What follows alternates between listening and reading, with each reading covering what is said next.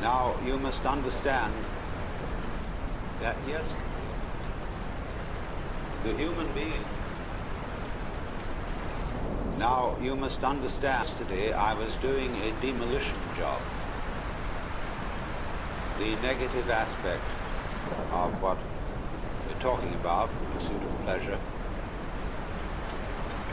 And by approaching it from two different points of view, I was explaining the fact that there really isn't anything that you can do to transform your consciousness into, shall we say, the state of pleasure or ananda, bliss, ecstasy, especially the very high ecstasy of everyday consciousness. There's nothing. And I worked on this especially through an analysis of the nature of the opposites of perception by contrast. And so that leaves you flat. And so from that place where we can apply the Turkish proverb, he who sleeps on the ground will not fall out of bed.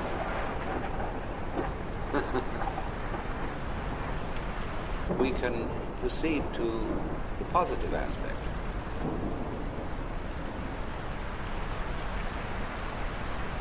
Now, what happens when we are at the end of the negative aspect? When we come to the depth of the yin motion, which is the seed point of yang. What happens when you are really convinced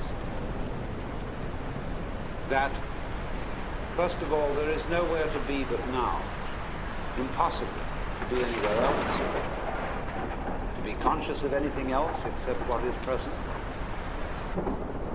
and that there is no trickery which you can play on your mind, whether it be by an iron forced discipline, or by self-hypnosis, or by any kind of hocus pocus, to bring about a satori, a state of illumination, of cosmic consciousness, or whatever you want to call it. Because this will always be a case of a vicious circle in which the person who needs to be transformed is attempting to do the transforming. In other words, it's the old story of trying to lift yourself up by your own bootstraps, trying to bite your own teeth, look into your own eyes without a mirror, gild a lily, put legs on a snake, beard on a eunuch, and so on.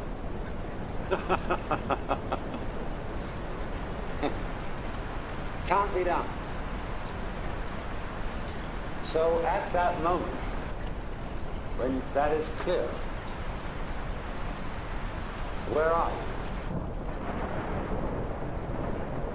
you? You may feel depressed. And what will you do about that? Well, there's nothing to do about it. Because you would have discovered at this point that the depression, when it's there, is the you of the time. And if you try to get out of it by some sort of distraction, you won't really do anything except cover up the dirt with white paint. So if you feel let down, meaningless, somewhat depressed by this whole thing, and you see at the same time you can't do anything about it, what happens? Why, you're simply watching what's happening. You don't know what's going to happen next. And it isn't just watching something that is formally identified as a depressed state. There's a lot of other things going on too. There's the world around you. There's your breath breathing still, your eyes looking still, your ears hearing still. All that's going on. You don't know what to make of it anymore. You can't believe anything about it because you know that's all a hoax. So there's nothing left for you to do but watch it. And you have become inwardly rather quiet just because you're worn out. There's nothing to do. And you realize that all escapes lead back to the thing you were running away from. You can take a detour. Detours, but they always get shorter. And you get back to where you started.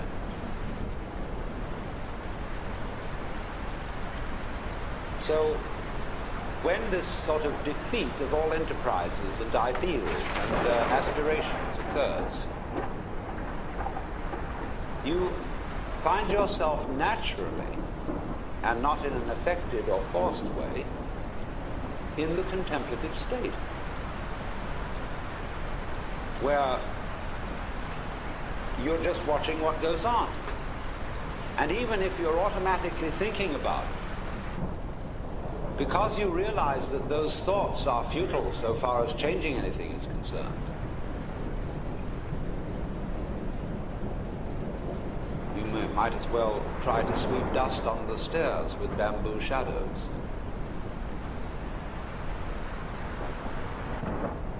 And so you watch your thoughts as if they were the ticking of a clock, or birds chattering outside the window, or water falling, or a leaky faucet. And they just chatter on. And life does its thing. The thoughts, because they're just chatter, begin to go away. And the past has disappeared, because you know it's just memory. The future has disappeared because it hasn't happened. It never does. Tomorrow never comes. There is no tomorrow. And if you don't realize that, it's useless for you to make plans for it. If you do realize there's no tomorrow, then maybe plans will be of use to you. Because when they work out, you can enjoy the result. But if you're not all here, you can't. So tomorrow can only be handled by those who don't take it seriously. So there you are. Now, if you've read the literature, which many of you have, of mysticism and yoga, Buddhism, Vedanta, and so forth, you know it's said again and again and again that this kind of vision, this way of seeing, is always dependent upon transcending your ego in one way or another, giving up. Well, here you are. You've given up. Only you are not able to pride yourself on having achieved a great achievement. And this is the snare for all people who go into these spiritual disciplines. They make a project of getting rid of their ego. And they're terribly proud of it. They come home and brag about how much they suffered, how long they sat and had their legs hurt so much. And they're absolute bores. And this spiritual braggery is nothing more than blowing up and inflating the ego to a colossal degree because the ego is undertaking the actually impossible but seemingly incredibly difficult task of getting rid of itself. So when you run into this kind of thing, don't be beguiled. All those disciplines to get rid of your ego have as their underlying design to persuade you that it can't be done. Not in a merely theoretical kind of persuasion, but so that you actually realize that you can no more get rid of your ego than you can put out fire with fire. It is precisely, you see, the ambition of the ego to be egoless. When you find a person who is what you might call frankly egotistic, makes no bones about it, he will be less egotistic, actually, than people who are very self-effacing.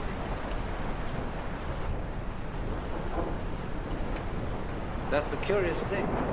People, for example, who speak very frankly and tell the truth and come right out and say whether they like you or whether they don't, whether they want you around or whether they don't. And you say, well, can I stay overnight? And they say, sorry, but I'm tired and I don't want anybody around. You think, well, is that selfish? But that kind of selfishness is not really selfish, because with a person like that, you always know where you are. Nobody likes to impose on anyone else. And you can't impose on that kind of person. That makes for a very comfortable relationship. So you owe it to other people to be as egotistic as you are. Then they know where you stand. But if you come out full of love and full of good intentions and make promises to all kinds of people and say, oh, you'll do this, that, and the other for them, and then you forget about it, or you're too lazy, or you think you'd rather not. They've been relying on you for your promises, and then you let them down. Simply because you weren't selfish when it was time to be selfish. So, you know, if somebody asks you, will you help me, will you give me some money, or something like that, if you're not going to do it, say no. And you shouldn't be ashamed of saying no. Because if you're going to do no eventually, do it now. But if you say, well, I'll think it over, I'll go back and look at my bank balance, that means, no, but I don't want to say so. And people are always fouling each other up that way. So it's very important to be as egotistic as you are. Because the ambition to be less egotistic than you are is a form, a very insidious form of egotism. And there is nothing more reprehensible than the ambition to be a saint.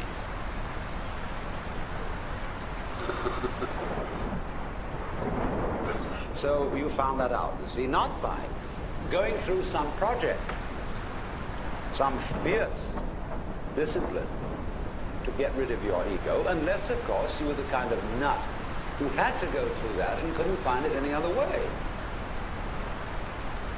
That's why I have nothing against gurus who put people through all sorts of complicated obstacle races, because those people asked for it. They wouldn't have respected the guru unless he had made things difficult. It's on the principle of anyone who goes to a psychiatrist should have his head examined. But that it is. Because, let me repeat the point, you are responsible. And when you go to a guru, you did it. And you gave him authority to take charge of your spiritual development. And he's going to show you that the authority was always yours. But he can't do that by just talking. He has to carry the absurd things you are doing to their logical extreme so that you will find out. You are making yourself miserable. He will increase your tendency to do so until you find out that it's you who are doing it. Well, I say you find out that you who are doing it. Who is you?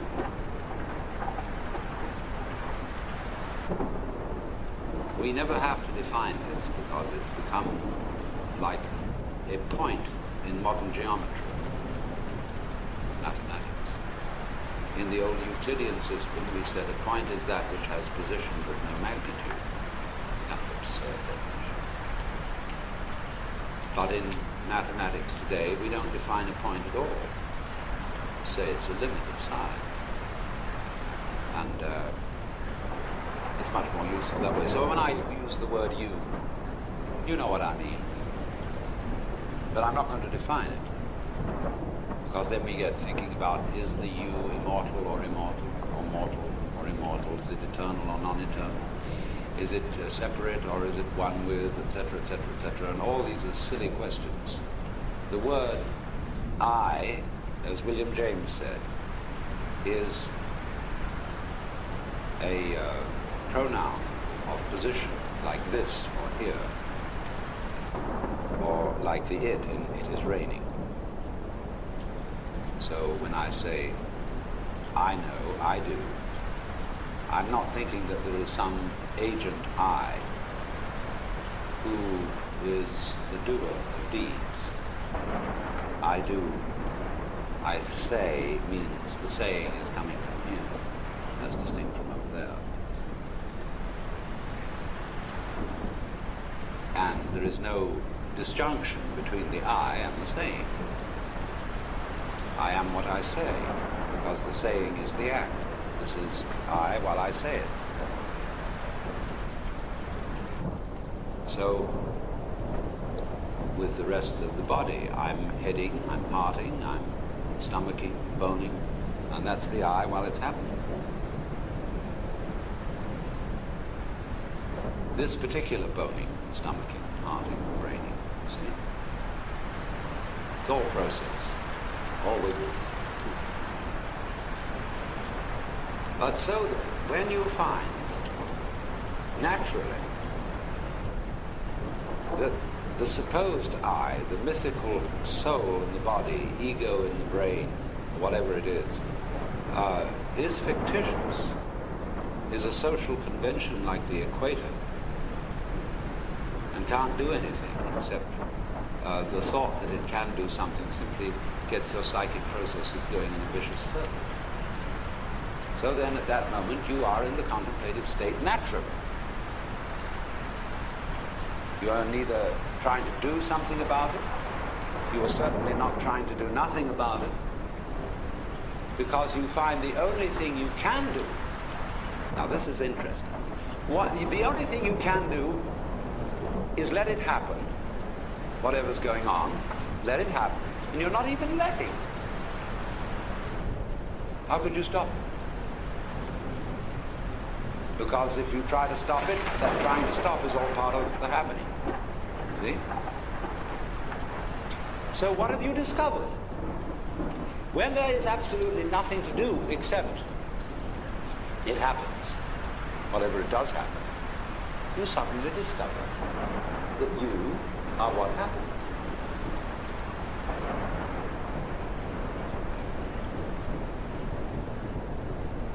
That you're not limited to what goes on inside your skull. That the wind blowing outside, cars pouring down the road, the rattle of human life, the sunshine, and all that. There is no you, there is no reality that is apart from it.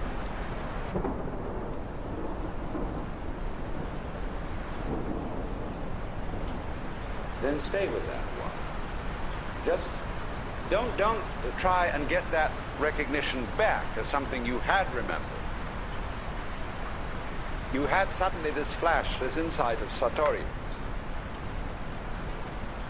And then you think, oh, let's hold on to that. I don't want to forget that. Let's make a note of it. See? I don't know, you're still trying to pull a trick here. See what happens next. Don't stay with that. Go on. The moment is always new, always fresh, whatever's going on.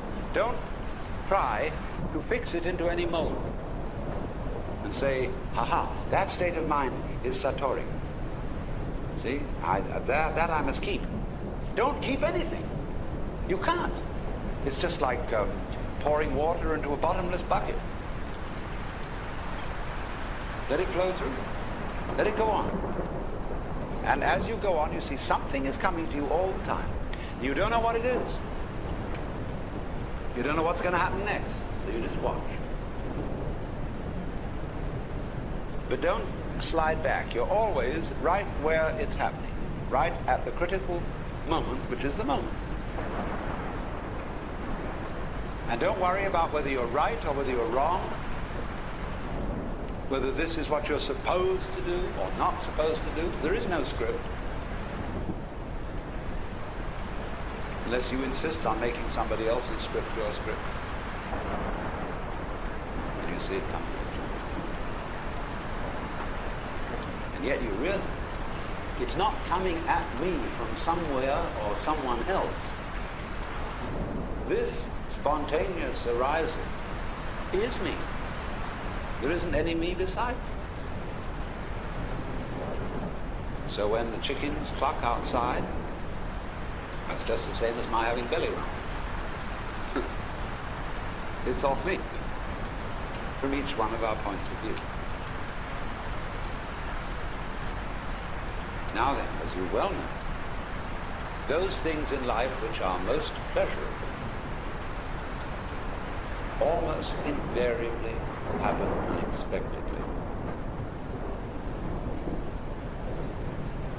They are not contrived. When I take students with me to Japan,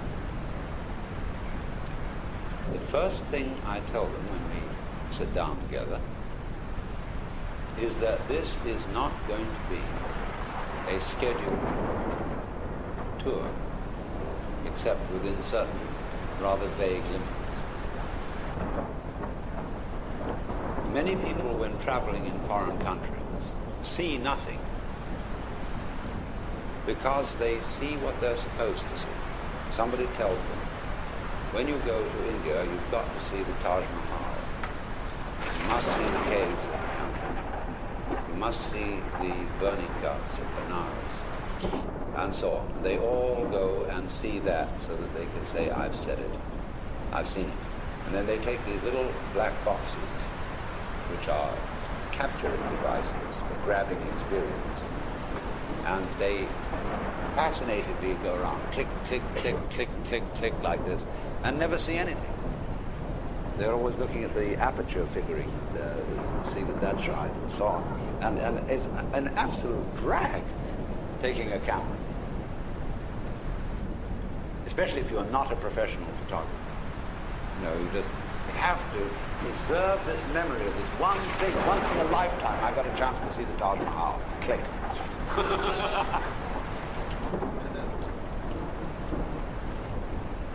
So what I say to these people is, look, the Japanese have a phrase which is like our phrase, just follow your nose.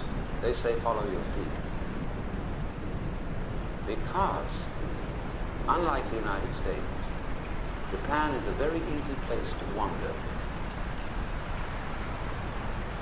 I mean, here it's very difficult to wander.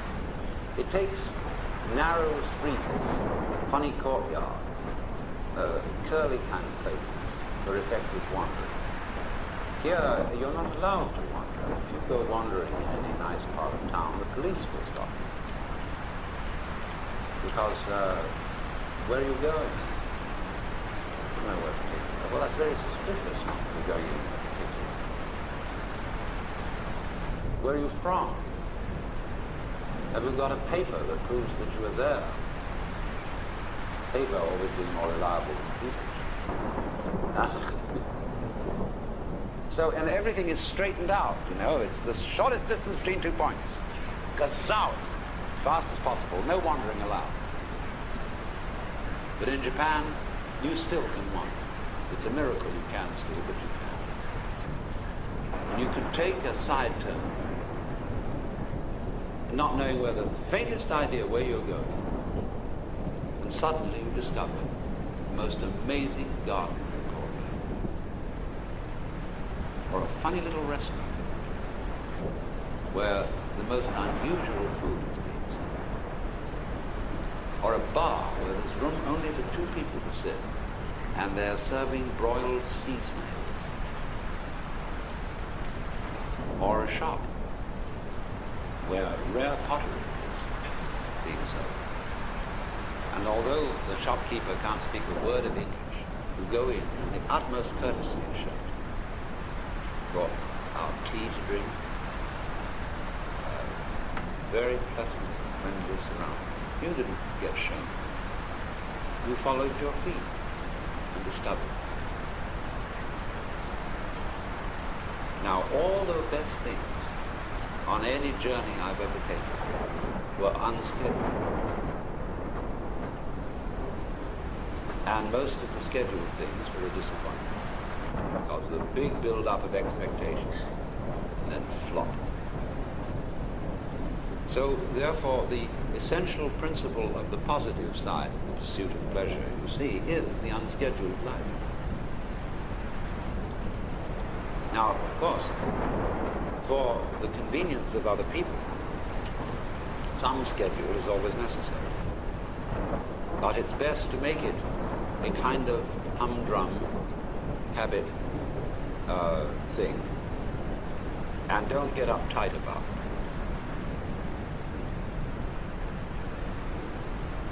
Because it is nothing more, just as the skeleton is a framework for the flesh, so a schedule is bones for wiggles, snakes on ladders. And we need some bones, you see. Otherwise everything gets too gooey. But don't take your bones too seriously. Always allow for the unexpected.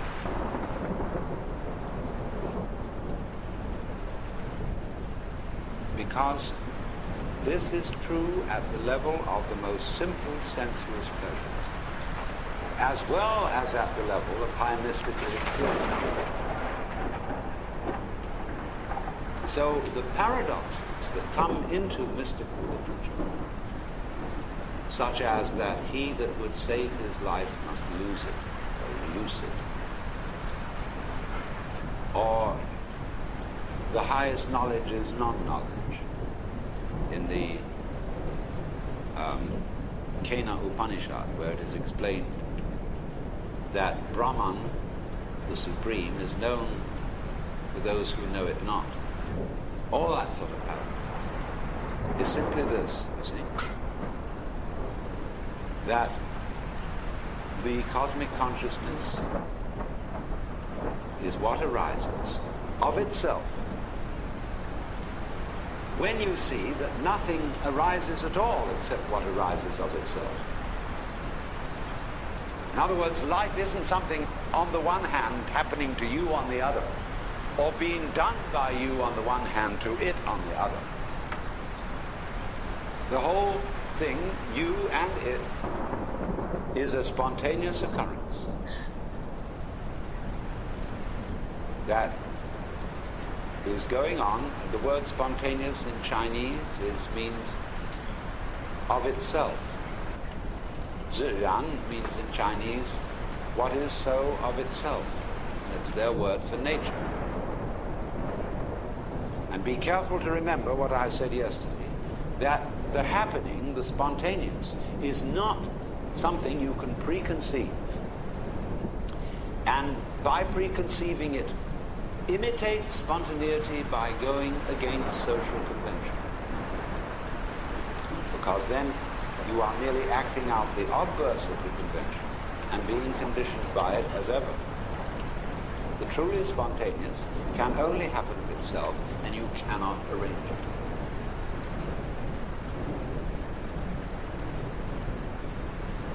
So then, you may say, well now, does that mean, as we say in kind of everyday talk, just take things as they come?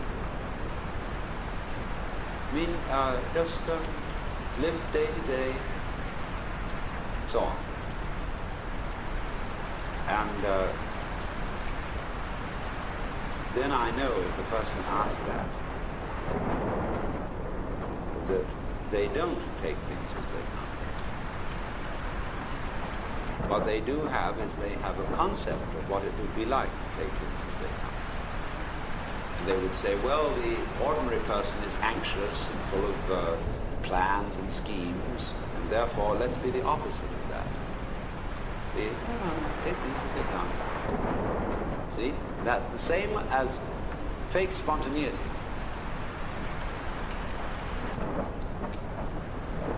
Because this, through taking things as they come, doesn't mean that you imitate a placid attitude, or that you have some kind of expected behavior, like, say, one expects of a psychotherapist a certain kind of act which he puts on to accommodate you. If you say to a psychotherapist, you know, I have just raped my daughter and murdered my wife, he says, that. And, you know, it's an amazingly unhuman reaction. So, also then you see, people have preconceived notions of a mystic, or a Buddha, or a sage, and they think he has no emotions. And so when Zen masters, for example, get angry, they get so angry that the room rattles, and but when it's over, it's gone. It's like a child's emotion. You know, a child can flare up and scream, and suddenly, zhup, it's vanished. People think, well, he ought to have more control over himself. Isn't he supposed to have all that yogi self-control and all that no emotion and be completely serene and placid under all circumstances? Rubbish.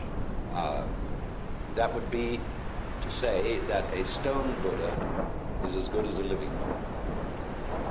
That is to say, we will test your virtue by taking out our stopwatch. We will bang you about and see how long it takes you to scream. If you don't scream at all, then of course you win. But it doesn't make much difference. You might as well be dead. Is that a test of anything? It's simply a test of insensitivity. So, don't think, therefore, that there is some kind of stereotype of what this state is. We don't know what this state is. And those who have tried to write it down and explain it have always said, but it's ineffable. And what I'm trying to describe is I'm doing my best, but I know I can't really get it across.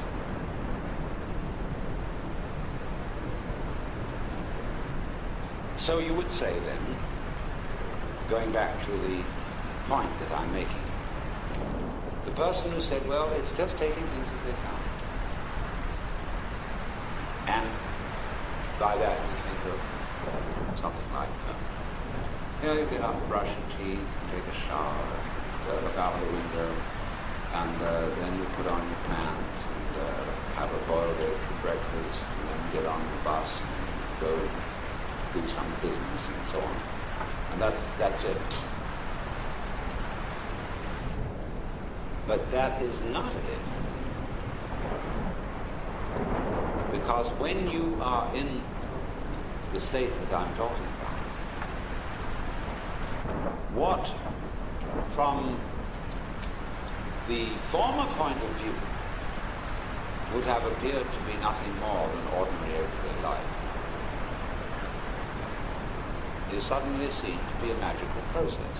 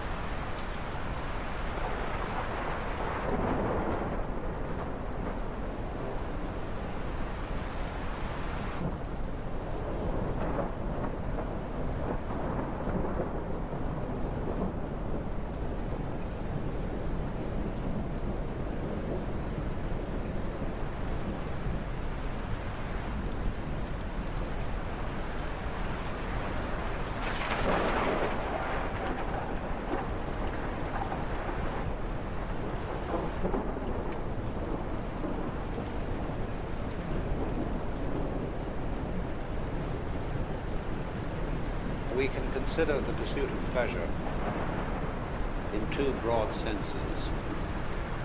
One which might be called lower, and the other which might be called higher. Although I'm not very happy with that classification. There is the pursuit of material pleasure, an art very much neglected in this day and age, because it must be carefully distinguished from the pursuit of theoretical pleasure. The pursuit of material pleasure is an art requiring a difficult discipline, much devotion, much skill. And it ranges through all the activities of man: engineering, cookery, clothes, architecture, lovemaking, and the so-called fine arts, music, literature, painting, sculpture, and so forth.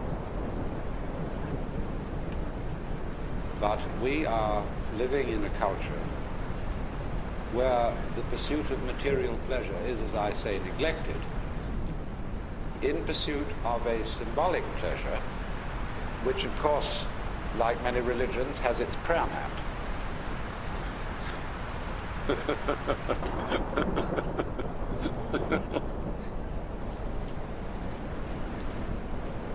Because a monetary unit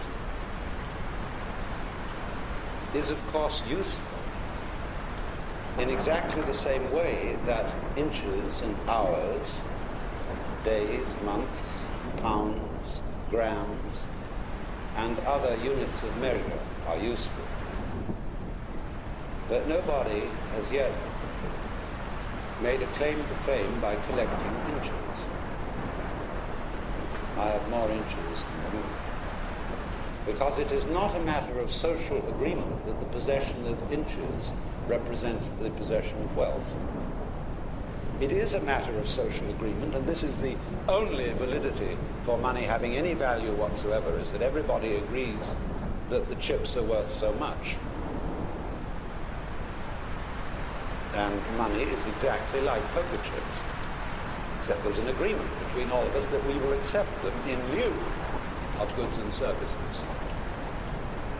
But goods and services constitute real wealth. And we are living in a society where we eat the menu instead of the dinner, because we are more interested in accumulating the tokens of wealth than wealth. And this flows over from symbols such as money itself into many other dimensions of life, because we tend on the whole to confuse symbol with reality. The idea that this world that we see with our five senses is a material world is merely an idea. Materialism as a philosophy of nature, dialectical materialism, naturalistic materialism, is a point of view. It's a concept. It's very, very highly abstract notion. So equally is the notion that this world that we see with our five senses is basically mental or spiritual. That also is a concept. The actual world is neither spiritual nor material.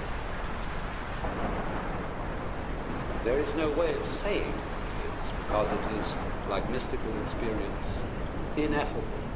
It cannot be effed or spoken, from the Greek pheme, say.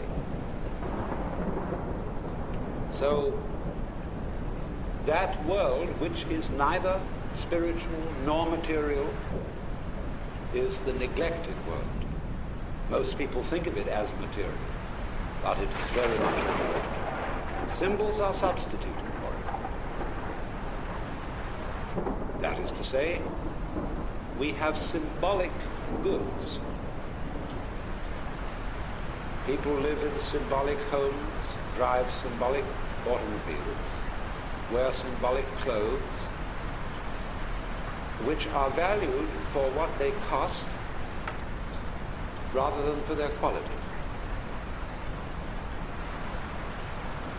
And this is, of course, as I've insisted, perhaps ad nauseam, especially manifested in what we eat. Our standards of cooking are improving, thanks to Gourmet magazine and a few redoubtable people on the radio like Julia Childs. But by and large, the food of even wealthy people is disgraceful. It is symbolized by bread, which is supposed to be our staff of life, and we eat nothing but a kind of consumable styrofoam, fortified with vitamins, and you can read the list of them on the wrapper as if it were medicine. Also, in the pursuit of pleasure in the form of the fine arts, we don't really enjoy it. An enormous number of reasonably affluent people who attend concerts and go to exhibitions of paintings go there because they think they're improving their minds. That in some way doing things like that is good for you. People go to church. So it's the last reason to go to church, because it's good for you. That is an absolutely morbid interest, because it distracts you from what is going on. If you listen to Bach because you think it's good for you, you're not listening. In order to listen to Bach, you have to swing with it. And then you forget all about whether it's good for you or not. In fact, it feels more like things that are bad for you. When you swing with Bach, it begins to feel like sex. And as everybody knows, that's terribly bad.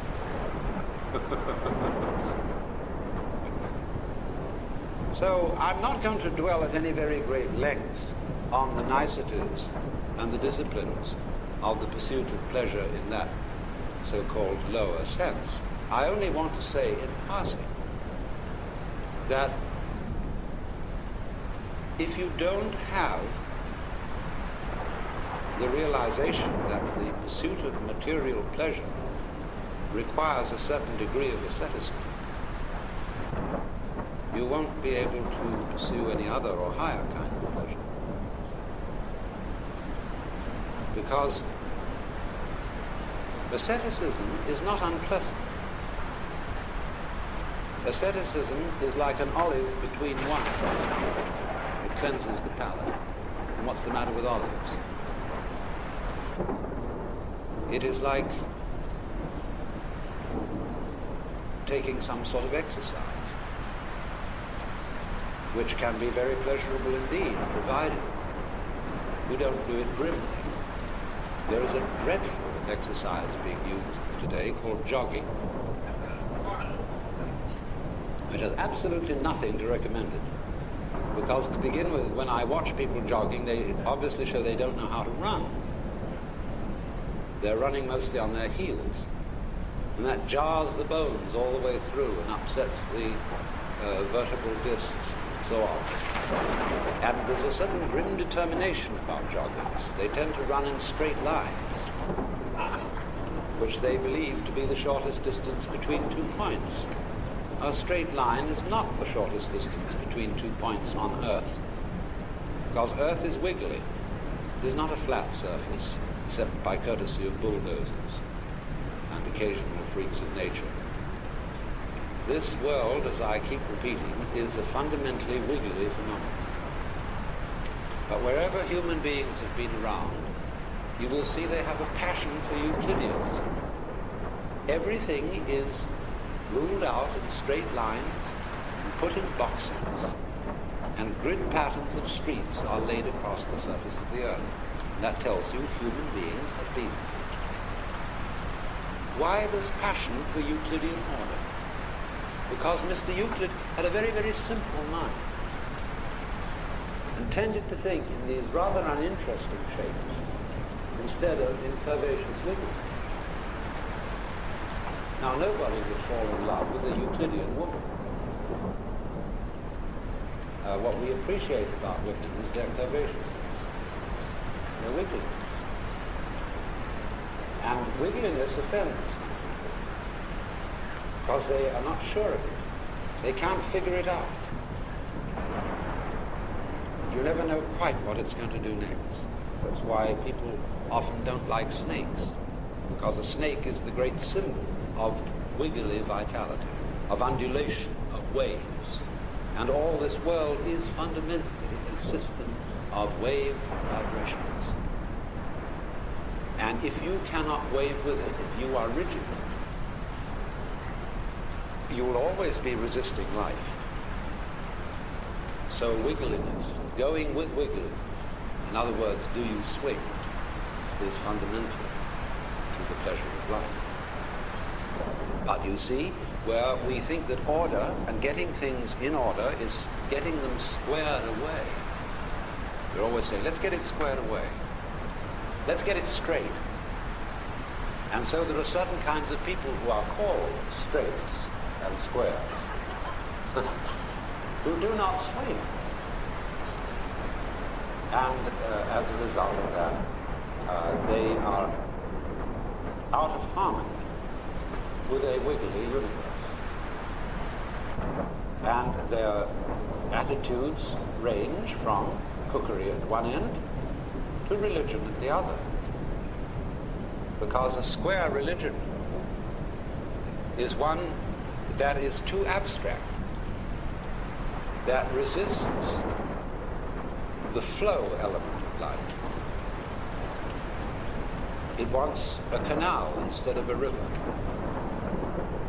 And it conceives heaven as a city rather than a rose garden. Paradise is a garden. And all the trouble began when people substituted the heavenly city for the paradise garden. When, in other words, popes began to be called urban, and unbelievers were called pagan, because a paganus is a country developer, a man of the wiggles, as distinct from a man of the streets, a liver under the sky instead of one who lives in a box. Because the box, you see, is the great symbol of classification. What box are you in? All words are labels on intellectual boxes. Is it animal? Is it vegetable? Is it mineral? 3 boxes. Is it solid or is it a gas? Is it Republican or is it Democrat? Is it capitalist or is it communist? Is it Christian or is it heathen? Is it male or is it female? All boxes. And so because we think in boxes, we live in boxes, all made out of ticky-tacky, all just the same. And whereas certain kinds of fish live in beautiful shells, glorious spirally wiggles on them, lovely colors. And but we tend to want everything straightened out. And that rigidity is always in a fight with the surrounding fluidity. And so we are, as it were, landlubbers rather than men of the waves. And the British have always made a great thing about this because they've always associated freedom with the ocean. Who are so free as the sons of the waves? Britons never, never, never shall be slaves because of this seamanship. Now, we think, you see, of the sea as fluid and the land as solid. And nothing could be further from the truth, as you've all experienced recently in Southern California. The earth is not very solid. It flows. Where I live, in Sausalito, we have along the waterfront a lot of land to reclaim. And not so long ago, they built a marina quite close to us, where they dredged out mud make the marina, not realizing that land is liquid. Therefore, the land adjoining the water is sinking to fill up the hole made by excavating for the marina. People just don't think of things like that because they think of land as solid. And so in religion, we are seemingly looking for solids, for something upon which I can take my stand, for a firm foundation, for the rock of ages, or even, poor old Paul Tillich, for the ground of being. But we are not living in that sort of universe. We're living in a fluid universe in which the art of faith is not in taking one's stand, but in learning to swim. You don't cling to, you don't try to stand on water. By breathing and by a certain relaxation, you learn to trust the water to support you. This is even more true in flying in the air, gliding especially, or in sailing. In all those arts, there is an adaptation to the fluid. And that is the major thing that we have to learn if we want to survive as a species and survive happily. Nobody wants just to go on. One wants to go on in an elegant way. And even that passion for survival is something against pleasure. Because nothing ruins pleasure more than the anxiety to go on happy. More. Because that shows when you ask for more, and have the anxiety to go on, that you're not having it now. That you always think it's coming. That you want jam tomorrow is more pleasing than jam today. When we say of something that is useless, it has no future, that's the most awful thing you can say about it. I would rather say of something that's no good, it has no present. Not that it has no future. Because the future is merely a promise, in the same way as this symbol is merely a promise to pay. Promise is promise is promise. So therefore, it is fundamental to pleasure that one learns to wiggle and not be still with it. As we would say, let go. Relax. That doesn't mean you become droopy. Relax means to become supple. It also means to learn the strength of your weight, how to use weight, how to flow with gravity. Water, for example, always flows with gravity, and it wiggles. It takes the course of least resistance, and yet has tremendous strength. But we, in our white Anglo-Saxon Protestant ethical system, not to mention our Irish Catholic one, which is really the same thing, only a little bit more fancy and dressed up in lace, is to take the line of least resistance is considered cowardly and desperate. Go straight, right through. The bulldozer ahead. Why go straight? Well, you've got to get there. Fastest way, shortest distance between 2 points. Now I get back to jogging.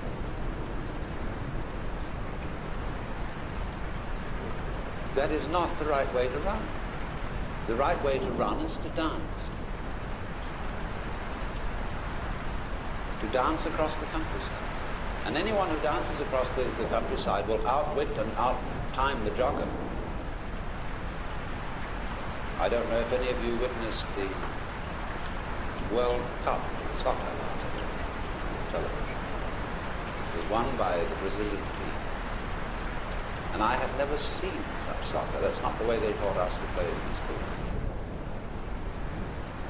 As the sports writer of the London Times put it, they danced their way to victory. Because the whole thing was like very fine basketball, where instead of being this sort of tough pushing to victory, they were lilting with the ball and the most incredible teamwork of subtle passing, bouncing it off almost any part of the body with the capacity to give it direction, with one's back, with one's shoulder, with one's hip, anything, head. It was a beautiful art, magnificent spectacle. But you see, we are not taught to do things that way, because we are taught that life is serious and therefore must be done in an efficient way, but according to Euclidean ideas of efficiency. In ancient times, when people worked, they used to sing. Hardly anybody sings except at a performance of some kind or something like that. Imagine a bank teller singing as they were counting out the money. Oh, the king was in his counting house, counting out the money. 5, 10, and 20, 30, 40, 50. Why not? What would happen if you were confronted by a singing bank teller? You would complain to the management and say, this is money, it's very serious. You could sing about it, everything will go wrong. Can you imagine a stockbroker's working song? I have seen people. I once had my shoe shined in a New York subway. That was a most extraordinary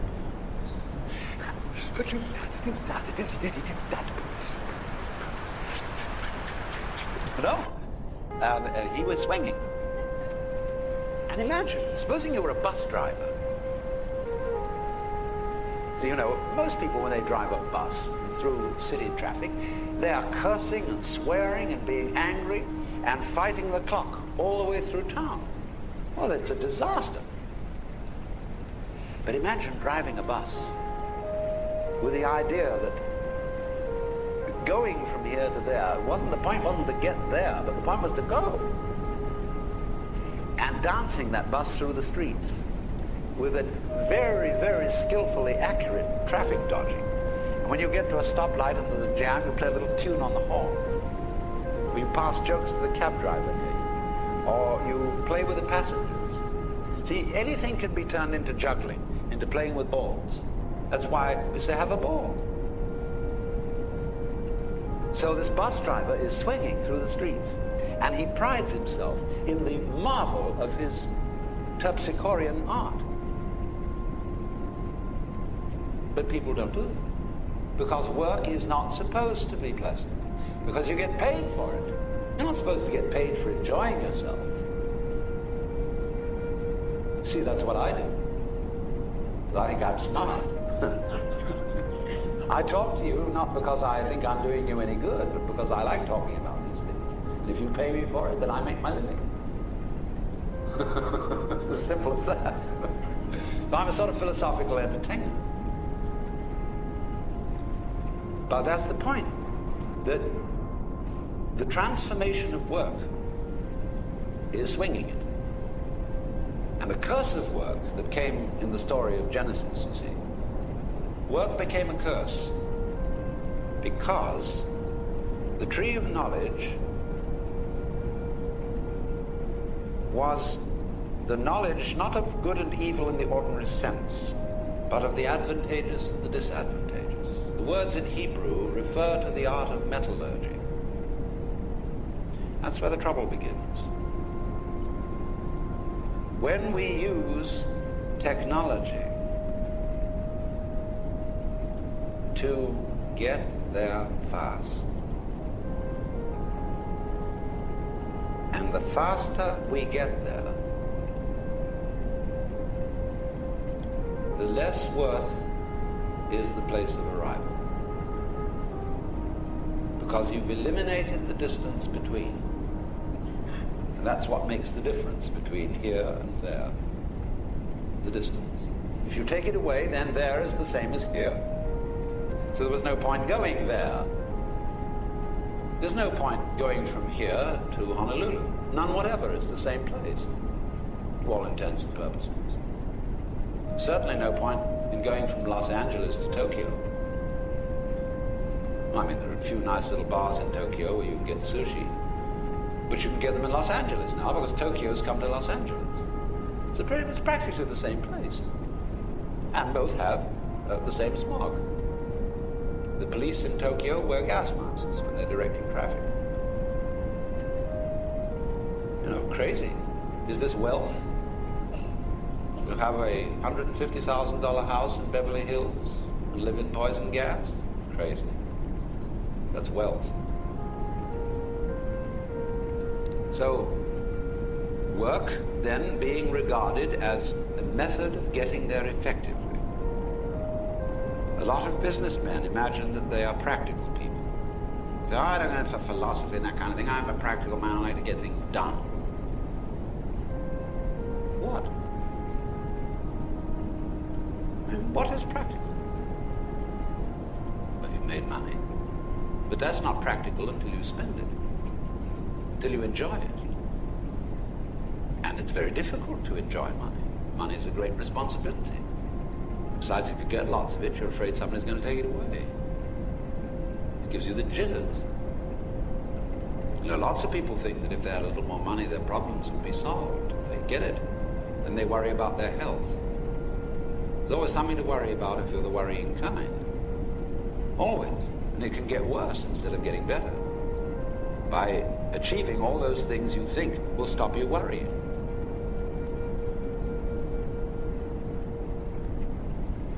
So the first principle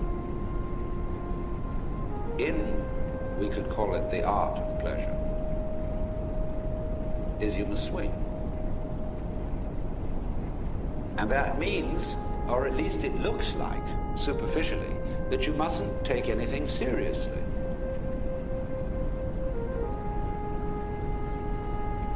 You must realize that life is a form of dancing. And dancing is, of course, not serious, and that's why it's prohibited by Baptists and gloomy people of that kind. They don't approve of dancing. Even in the Catholic Church, you don't normally see priests dancing. I mean, it's not because it's sexy. You can dance without partners of the opposite sex. You can dance by yourself. But it's considered undignified. This was all started by one of David's wives, when I think her name was, it wasn't Bathsheba, I forget which one it was, perhaps somebody remembers it better than I do. Anyway, he danced before the Ark of the Covenant, and she reproved him for being undignified. Because he didn't sit stiff and rigid.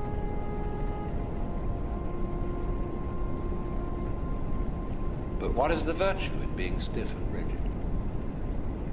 As Lao Tzu said, man at his birth is supple and tender, but in death he is rigid and hard.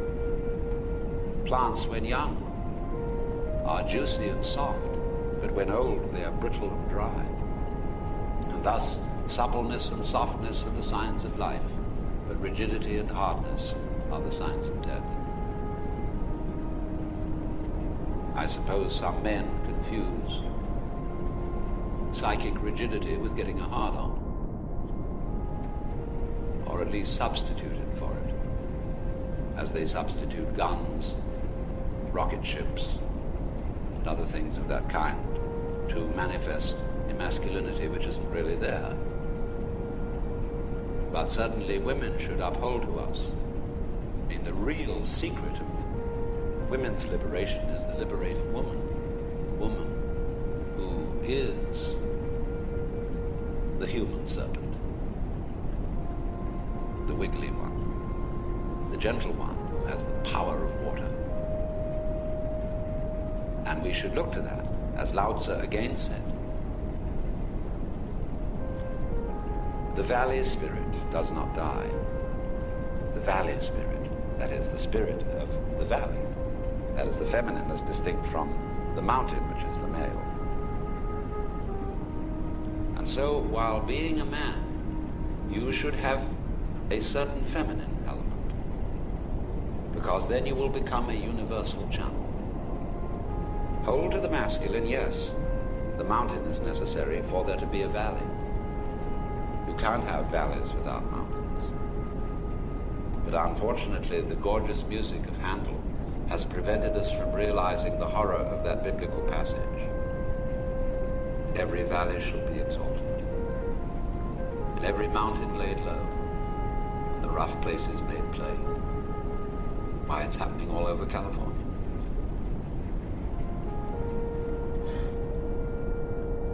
So, the feminine, in the sense of the lilting, the playful, the curvaceous, the soft, is the neglected principle by all us Euclideans. And it is the principle of life and of nature. But the problem that exists for rigid people, and we all get rigid in the sense of resistance to life, resistance to change, is how on earth do I stop that syndrome which makes me go uptight? How do I stop that? Because it's useless. Almost useless. And do you know that your basic sense of ego, of existing here, and of being I as distinct from all that, do you know it is muscular tension of a certain kind? That is the physical basis of your sense of identity. It is, for example, you can try this experiment. Maybe we'll just try it. It's the simplest thing to do. I just want you to look a little downwards at whatever view is just in front of your eyes. Just allow your eyes to rest on that.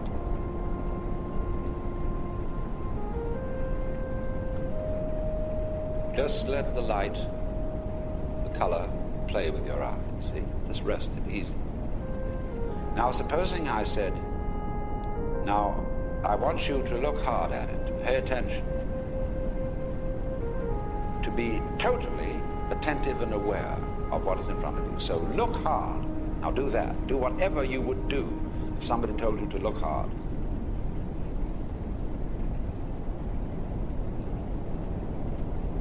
Now don't do it. Just see. Don't look. Now again, look hard.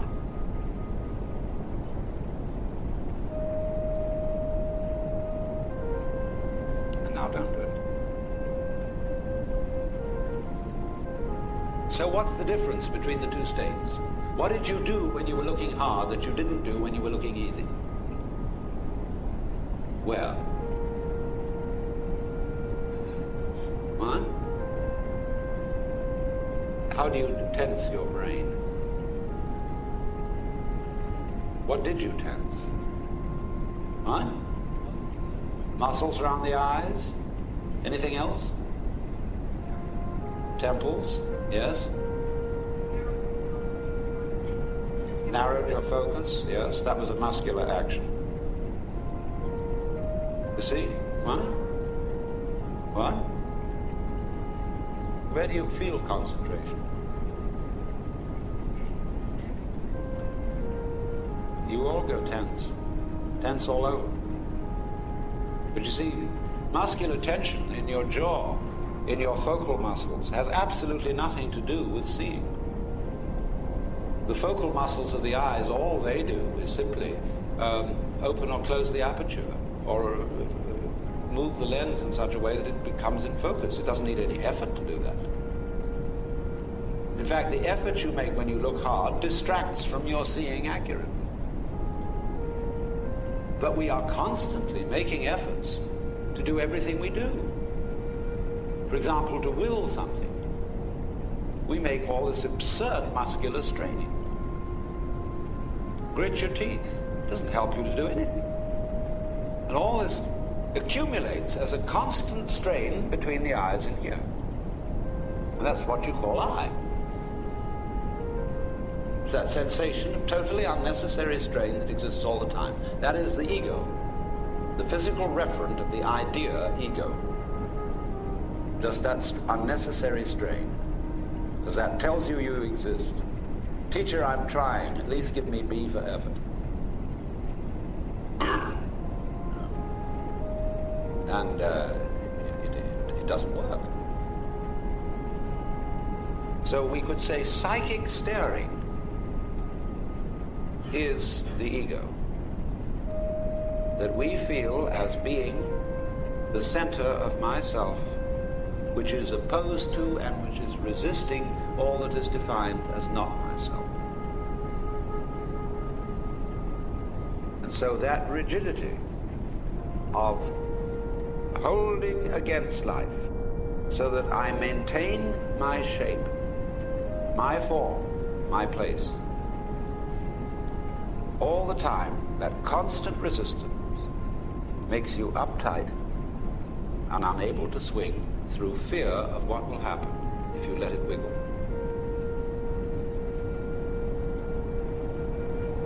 And so therefore a non-wiggly person is unadaptive in a wiggly world. And so you get these insectual, mechanical-like behavior patterns that have to go on, regularly, always the same. Chug, chug, chug, chug, chug. And they're not adaptable. And it doesn't hold up as we watch, you see. It isn't holding up. The cracks are in the pavements. And the grass comes through. We're squaring all the fish out of existence.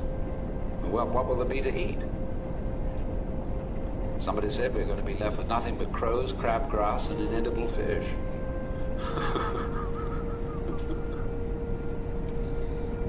So this is the you may say it's a square world, but then you can always, not by preaching at people and condemning them, but by wooing them, you can get them to come off it. See, that's the thing that I've often said, that preaching is no good. Because on Sunday you go to church, and the preacher says, "Bah, bah, bah, bah, bah," and lays down the law, law, law. In other words, he throws the book at you. Look at a church. The minister wears the same robes as the judge. He's got the book up there. And not only does he tell you what to do, he tells God what to do. And this endless talk fest goes on. And when you get to sing, you sing hymns. Well, hymns are religious nursery rhymes. They all have dreadful tunes and stupider words. And that's all the singing. Maybe the choir does an anthem. Nobody dances. And there's nothing mysterious going on. Except in the Catholic Church, and they're trying to get rid of it. And translate the Mass into English so that everybody understands it and finds out, alas, what it meant after all. So, Sunday is supposed to be the day to swing. Is that God worked for 6 days and 7th day rested. There's this time out. Time out from being rational and methodical and efficient. It's like a Mardi Gras. It's like the old meaning of an orgy. A carnival. You've got to be crazy. A little. Because if you're not crazy at regular intervals, you become insane. Because you're too rigid. You don't swing in the wind. So you're going to collapse. But again, the problem remains. For the rigid person, we all have a rigidity. How on earth do we release it? Because I notice that people who undertake programs of de-rigidifying themselves, maybe psychoanalysis, maybe therapy of some other kind, it may be exercises, it may be a sensory awareness training, it may be encounter groups, it may be yoga, all sorts of de-rigidifying processes are done in such a grim mood. I know there's a book called You Must Relax.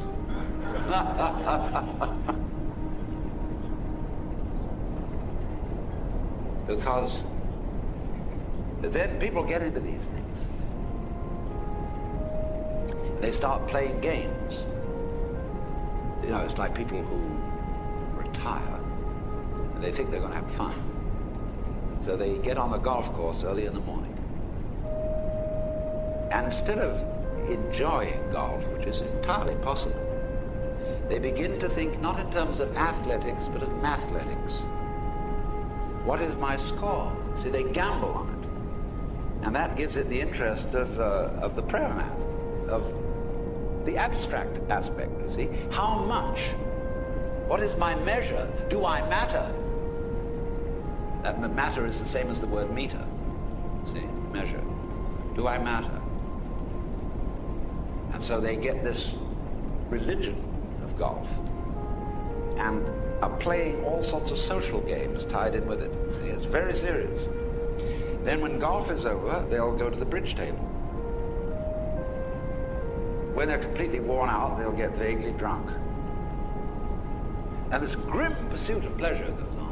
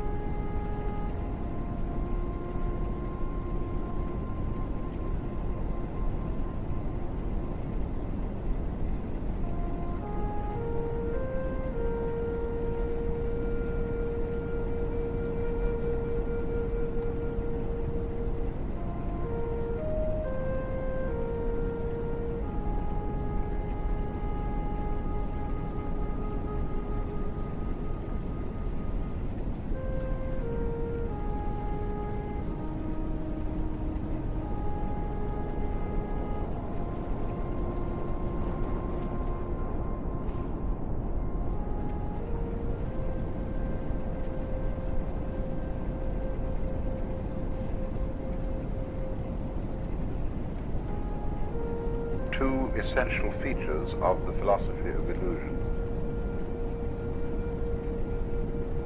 The question that we have to decide whether to take life seriously or not, that is to say, whether the plot is comic or tragic. Any other way of looking at things is kind of schizoid. It looks at human beings as if they arrived in this world like a bunch of birds on the branches of a barren tree. They just got settled there, they don't belong. The sense of being strangers and pilgrims from another domain altogether. Well, where is this other domain? And how does it relate to this one? Are they separate? I showed you that even when we say that two domains are the poles apart, the very fact that they're poles shows that they have a hidden connection. And the hidden connection is the big thing in life. All you junkies know that.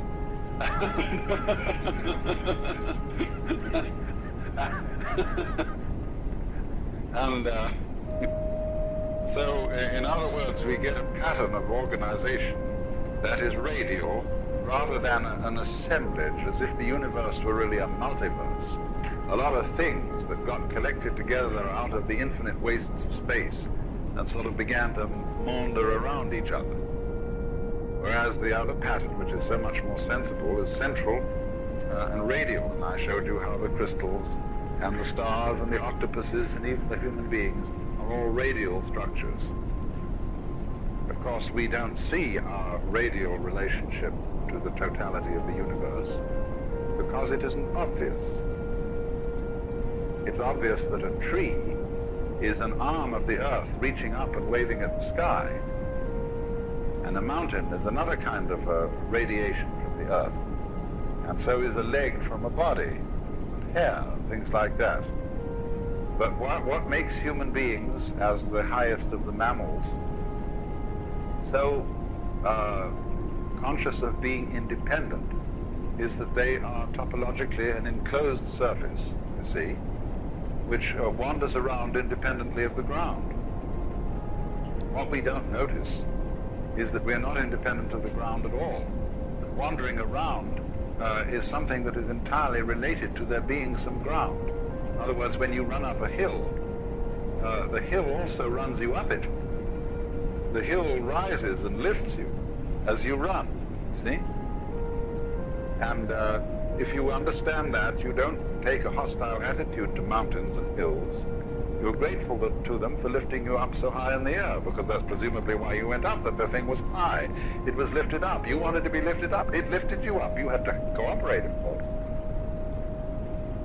I always like the illustration that I've used before, perhaps you haven't heard it, of the thistledown. Thistledown, too, comes moving through the sky. I once was playing with the thing, it just came out of the blue sky, and I caught it like that, pulled it under my nose, and it started to pull, to get away. Looks as if it were a butterfly or something. It pulls away when you catch it by the leg. And I thought, oh no, of course, that's not the thistledown, it's the wind. Well, which was it? You know, in the famous debate that was settled by the sixth patriarch of Zen, there were two monks arguing, and a flag was flapping in the wind, whether it was the wind or the flag that was moving. And he said, it's neither, it's the mind. And so in a way, the same thing was true about the thistledown. The mind is the moving thing, because which point of view will you take? Which attitude of mind will you take towards this? Is it the wind moving the thistledown? Or is it the thistledown that is moving itself with the wind? After all, when you see a sailing boat, and there's a man in the sailing boat, who is moving the boat? Is it the wind moving the boat? Or is it the man moving the boat because he was smart enough to put up a sail? Much smarter way of getting around than rowing. You don't have to work. Intelligence, you see, the mind that moves the boat. And so in the same way, I thought, you know, this thistledown is some kind of intelligence. It's radial, it's organized, it's beautiful. And it's used that to sail itself with the wind. They enable itself to pull like a little organism playing with the wind. So in just the same way, each one of us uses the universe to get around. And the universe uses us to play with and to make games and patterns and to do its stuff. So because we seem to be disconnected and entirely sealed within our skin, that is a very deceptive thing, because the skin is not really the boundary of man. You'll notice that in various periods of art, human beings have been shaped in different ways. And have been more or less transparent at some times, at other times opaque, and sometimes the emphasis has been on the state of mind which this human being is in. At other times, the emphasis is on the bodily conformations, and so on. In the work of painters today, one sees images that at first sight one doesn't recognize as being human. There was an exhibition at the Museum of Modern Art in New York some years ago called The New Image of Man. And these things didn't look like human beings at all. Some of them did, but that's because what does a human being look like? It depends on your point of view.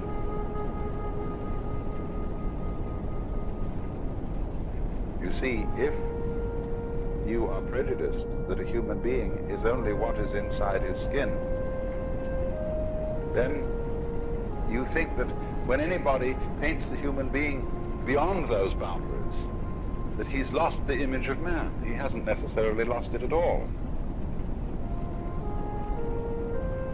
You see, there's an old feeling that the shape of the universe is the shape of man. I don't know if you've ever heard that said. That man is the microcosm, and that the universe as a whole is the macrocosm. Now, as you plumb out into the universe and explore it astronomically, it gets very strange. You begin to see things in the depths that at first sight seem utterly remote. How could they have anything to do with us? They are so far off and so unlikely. And in the same way, when you start probing into the inner workings of the human body, you come across all kinds of funny little monsters and wiggly things that bear no resemblance to what we recognize as the human image. Look at a spermatozoa under a microscope, that little tadpole, and how can that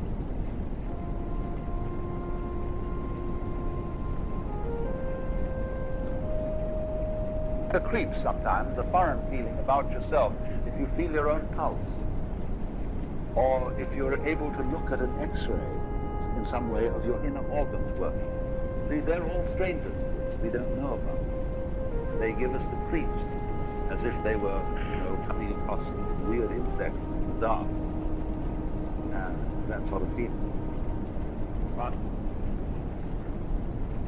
what we will always find out in the end, when we meet the very strange thing, and we look into the distant reaches of space, there will one day be the dawning recognition, that's me. Why, that's me. And the whole game of the universe is to appear as strange to itself as it possibly can. That's how one keeps variety going. That's how one keeps wonder going. And all kinds of exciting developments. How different can you get? In the beginning, the Lord said, get lost himself. So, we shall find, for example, that space that you see all around you and containing you. And you can feel space in many ways. Space is not only something that comes through the eyes. The movement of your arms, if with closed eyes, for a blind person, is his way of knowing space. And you can hear space audibly. Lots of sounds appear to be in restricted spaces or ample spaces. And silence that goes with sound corresponds to space. And even St. Thomas Aquinas, that old Catholic theologian, said that good derives its virtue from evil, just as it is the silent pause that gives sweetness to the chant. So, but space, you see, that seems to contain. Space is one's mind. This was common sense to people living in the early Renaissance, for example, at the time of Dante. There are many references in Dante's poetry to the identity of mind and space. And likewise in a 8th century text in China, the Sutra of the Sixth Patriarch, he likens the nature of mind to the nature of space. It says just as space contains all the sun and the moon and the stars and the people and the mountains and the forests, so the nature of mind, the nature of consciousness, the nature of oneself contains all these things. So you see that if you think that way, you have an image of man that is global, that is very different from the image in which man is defined as bounded by his skin. That's a prejudice. We think now, for example, I have my own private thoughts. Well, nobody has private thoughts. Because one thinks in images and words, and these words and images are derived from the whole thought structure of the society in which you live. We think thoughts. The domain of mind is very similar to the grid structure of an electric power supply system. You know what happens is there's a network of power stations, transformers, so arranged that if one of them gives out, fails to supply a certain area, immediately the grid connects them with other sources of power. And in rather a similar way, our minds are connected. Let's take one very obvious example of it. What Northrop Frye calls the order of words. The order of words is all existing literature, both rhetoric, what is spoken, of course, and what is written down. Now, it's his theory that as a scholar of literature, the history of literature, he can take any piece of writing of a reasonable length, tell you when it was written. Because everything that is written and said is inescapably related to the whole order of words. And it's amazing what little things you might not notice will give you away. Because he can say, well, obviously he has read this, thinking, say, of a particular novelist or poet. So it must come after the date when that novel was published. But he couldn't possibly use an expression like that. Say, for example, it was a capital day. He would never use that expression, living, say, in contemporary 20th century America. That's a Victorianism, or it's an Edwardian way of talking. And so, by all sorts of little clues like that, the scholar can pin down a piece of writing to when it was written. See? That is because every individual piece of writing is a function of all writing that's being done. Well, now that's a very specific and almost crude illustration of something that's going on in a far more complicated way than that. It isn't only all writing, all thinking is being done in relation to the total order of thought. And in a still more subtle way, all living is being done in relation to the total order of life, to what the Chaldin calls the biosphere. And it goes way beyond that, because of the vast interplay of what we now call gravitational electrical fields, which embrace everything that there is. That is why the ancients when a person was born, cast his horoscope. That was a map of the universe at the time of that person's birth. And therefore it was a drawing of his soul. Because the soul is not inside the body. The body is inside the soul. The soul, your soul, is the whole universe as it is focused upon your organism. Now, of course, astrology is a very primitive science, and it interpreted the influence of the universe upon the individual in very crude ways, and it works mostly by good guesswork on the part of the astrologer. If you know how to tell fortunes at a fair, you will find out a great deal about how all these predictive psychic sciences work, because the client invariably gives himself away.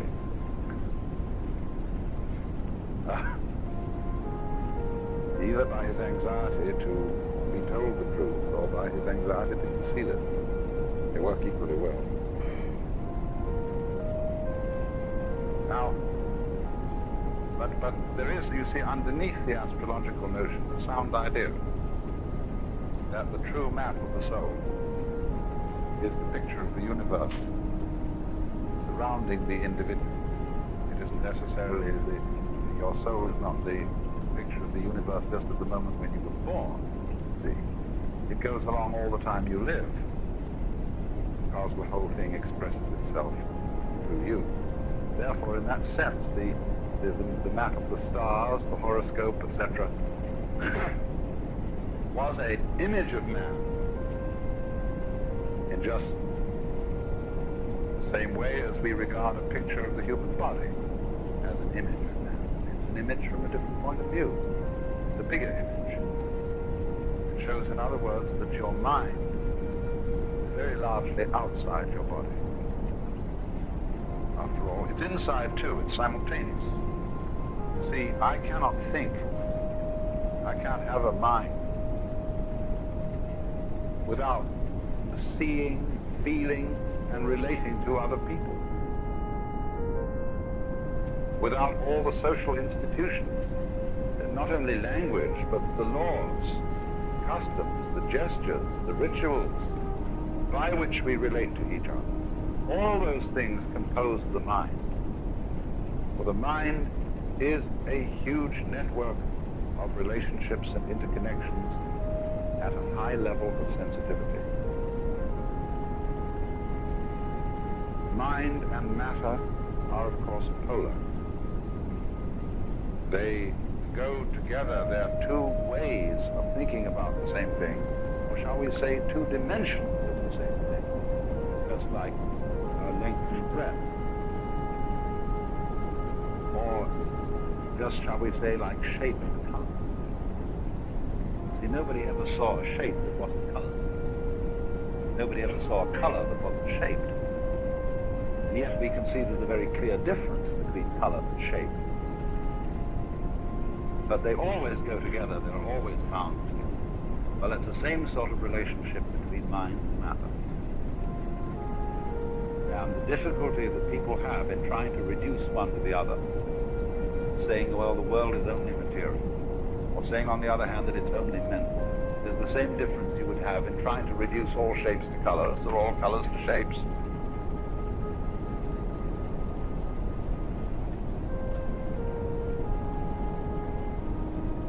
So perfectly, and yet stay so marvelously different. That's why the Buddhists say, difference is identity. Identity is difference.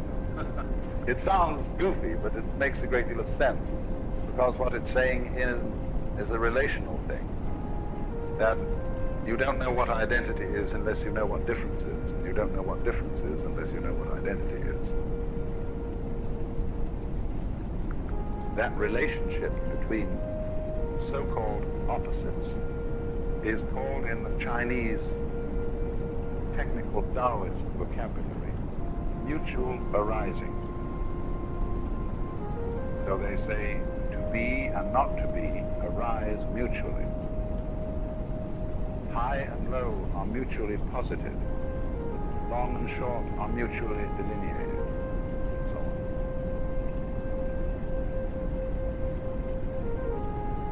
Now, what we see then is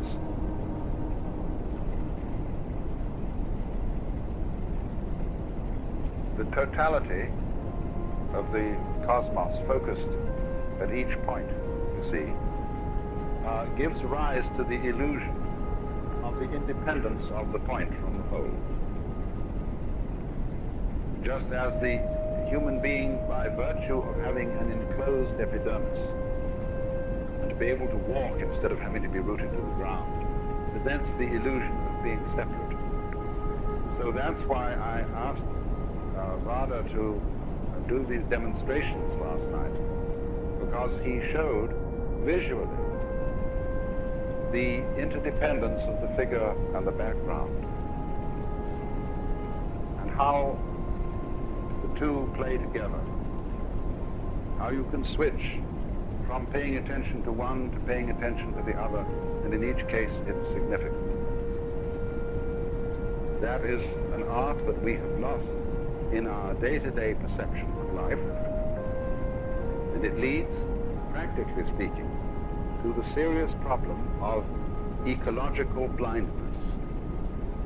That is to say, to the ignorance which most human beings seem to suffer from, especially in our culture, that they are inseparably related to their physical environment.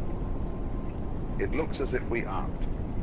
It looks as if we can go out with bulldozers and insecticides and every kind of a gadget and make over our physical environment as it suits our whims. But then we discover to our consternation that we've upset all sorts of balances, that the house we made such a nice flat lot for on the hillside suddenly slides down the hill when there's a rainstorm because we took away all the shrubbery that was binding the hill together. And you know, this happens in Hollywood every day. And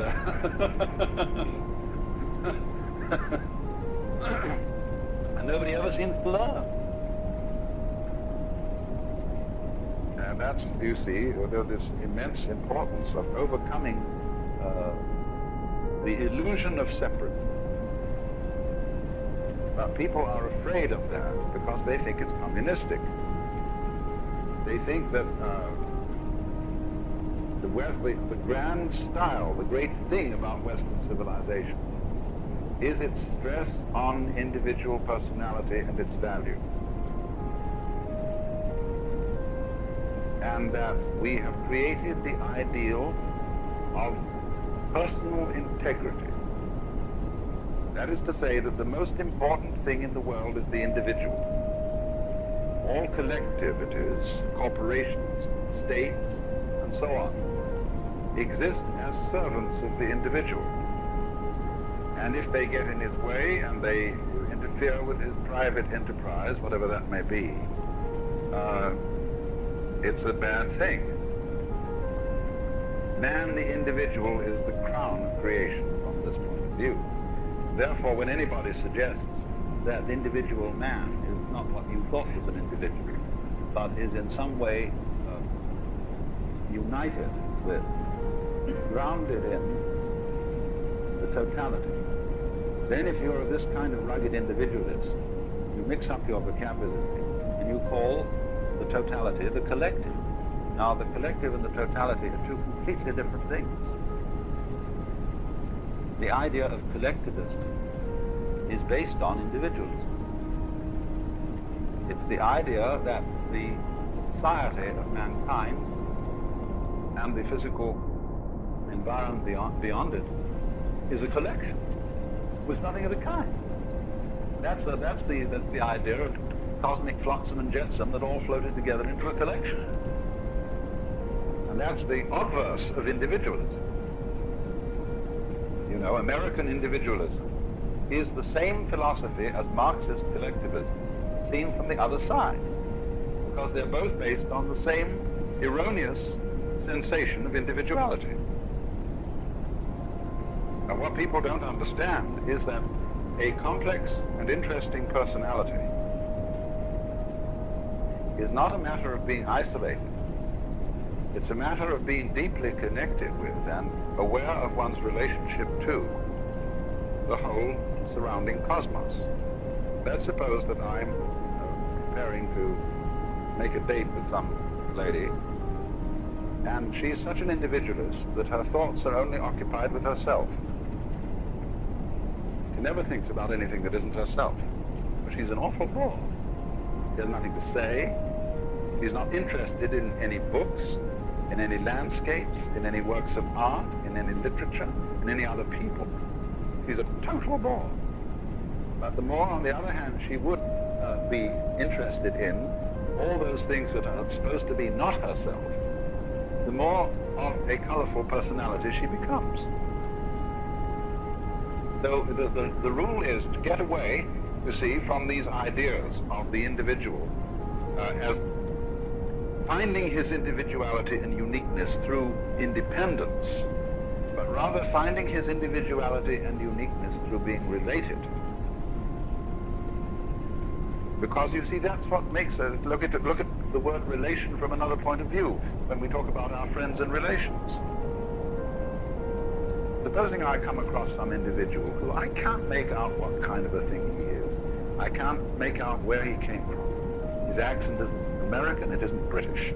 It isn't particularly Middle Western. It certainly doesn't have the overtones of New York or New England. He just talks flat. And as to his style of clothing, it's utterly nondescript. Well, I think this is pretty much of a bore. What I like to see in an individuality, in a physical individual, is ways that I can relate him to his ancestors. He has this little subtle accent, or this mannerism, or this eccentricity, or whatever it is that connects him with a great background. See? But it's his connection with his background that makes him so significant. If I can't see that connection, he becomes unsignificant. So there is no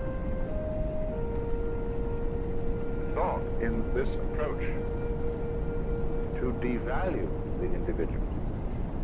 What really does devalue the individual is any kind of religious or political philosophy that overstresses his isolation. And this is something that Californians in particular need to take note of. And because many people feel, you see, that the development of technology and of centralized government is a direct threat to the value of personality. Well, in some ways it is. But that is only because technology is being developed by personalities who don't understand what personality is. They're working on the old individualist -- collectivist point of view. They're the same. So then, you see, this is then the illusion created that the individual is operating all by himself, that actions and thoughts and deeds proceed solely from inside his skin, so that we can say, there's where it started. See? Well, that's the game of praising and blaming. The game of who started it, who can we give candy to, who can we bang on the head. In other words, somebody has to be it. As in The Farmer in the Dell. All the time you get there, and the cheese stands alone, the cheese stands alone. I over there, the cheese stands alone. Well, why? Who started it? The group.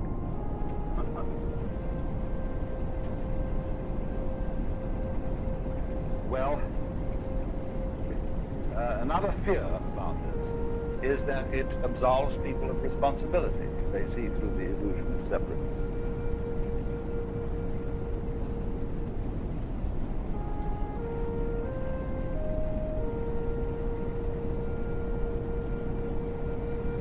That no philosophy of history has really succeeded in making anybody more or less responsible.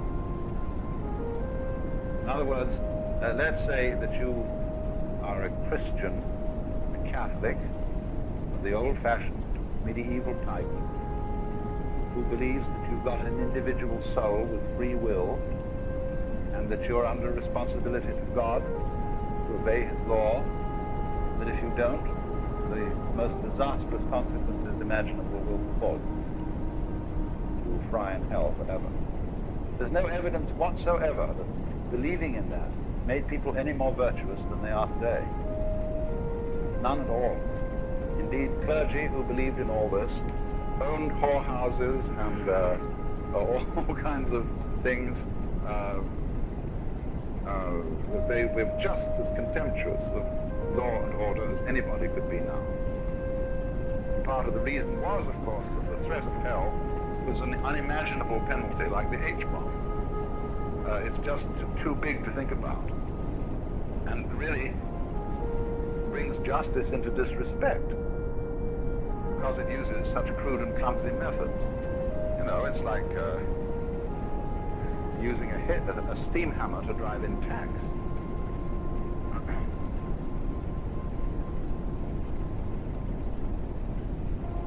Responsibility is a thing like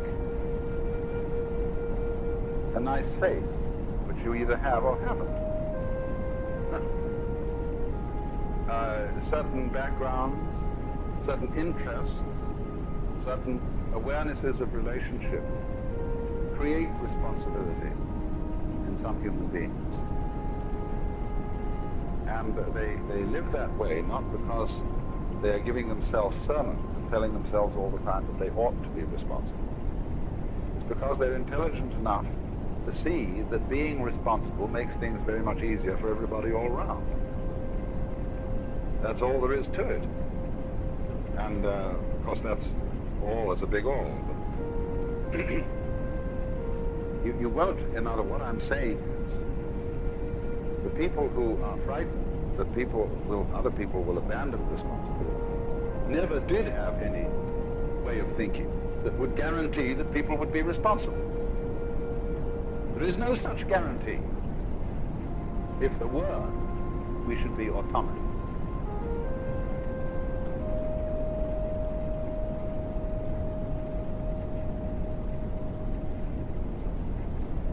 Now, I want to switch to another aspect of illusion. The quickness of the hand sees the eye. And that is, of course, the great illusion of what we call matter. Density, impenetrability, opacity. I find it hard to talk about the illusion of matter because I'm a materialist. That is to say, I like material. And though I may seem to you to be quite self-contradictory. For example, a wine should have body. Pure alcohol doesn't. And it's terribly important in human character for there to be a blend of materialism and mysticism between sensuality and spirituality. You see, people who are purely sensuous and materialistic get very boring. You can fill your lives with all good things, with Alfa Romeos and hi-fis and wonderful cameras and girls with beautiful bodies and Chris Crafts and dry martinis and Chanel No. 5, you know. And after a while, if that's all you've got, it gets sickening. The bottoms begin to feel like plastic. The martinis taste like medicine. And somehow, you get a distaste for life, and even for mountains and trees and waters. And then on the other hand, the purely spiritual approach to things is too rarefied, too earnest, too abstract, too purely Euclidean, And the people who are intensely spiritual and don't have any sensuality are always desperately serious, colorless, lacking in humor, and never are able to meet one as man to man with a kind of friendly leer and eye. That's terribly important. Yes, they live at a level of the frantic intensity. I see these two extremes need each other. Say, spirituality needs a beer and a loud bourbon, and sensuality needs a rough blanket and a hard bed and a cold night with the stars. No to wonder about. The sensualist as such, the materialist as such, has no wonder, and the mystic, the pure mystic, has no body. He's pure out. Spirit.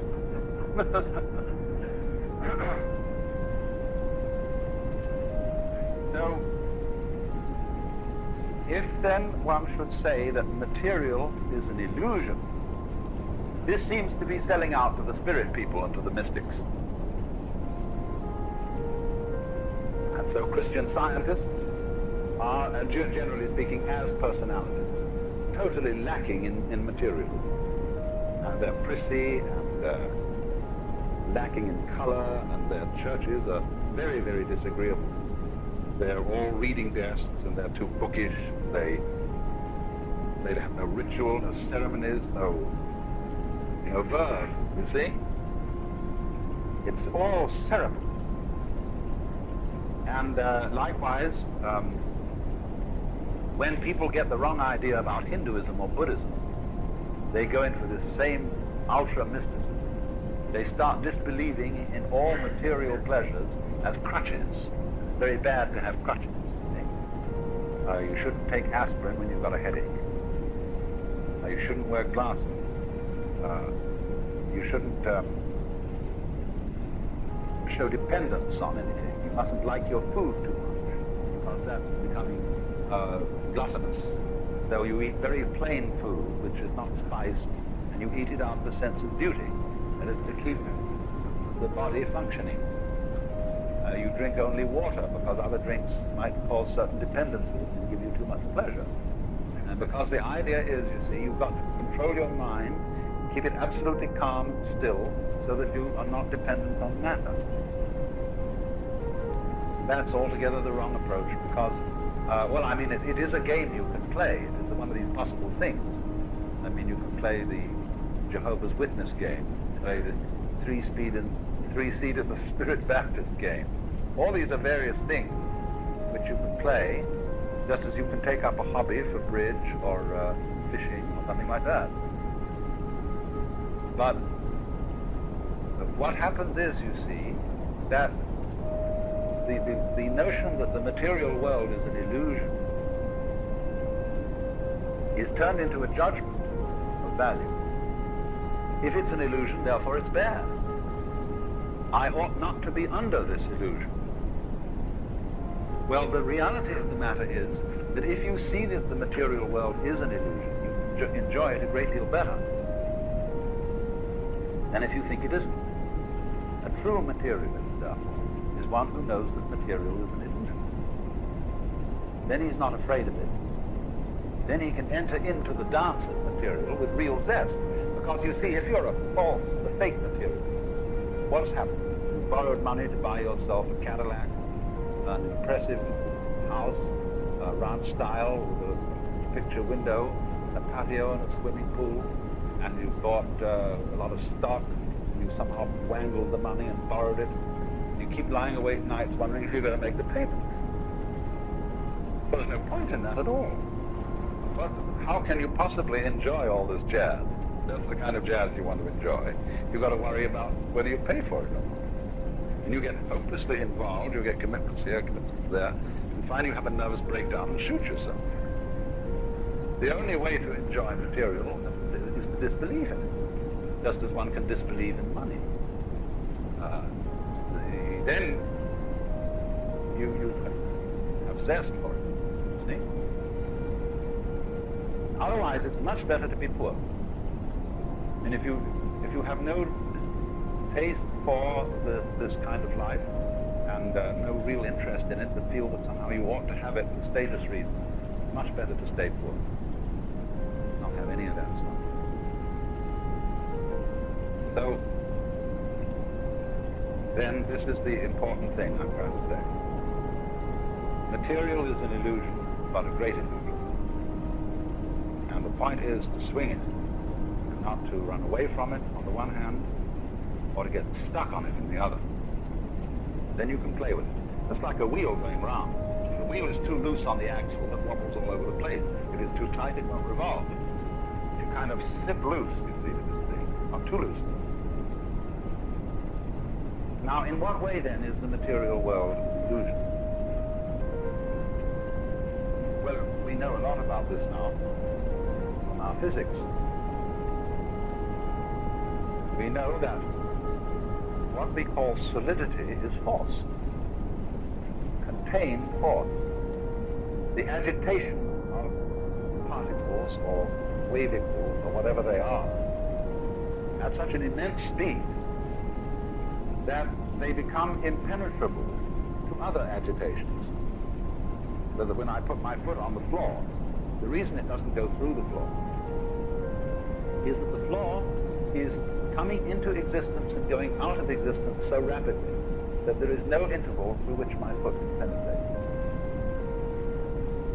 Like an airplane propeller, you can't put your head through it without getting it chopped off. Only that if it were going far faster still, it wouldn't even cut your head off. It'd just be like banging your head against a brick wall. And it has to be going fast too within an extraordinarily small and restricted space.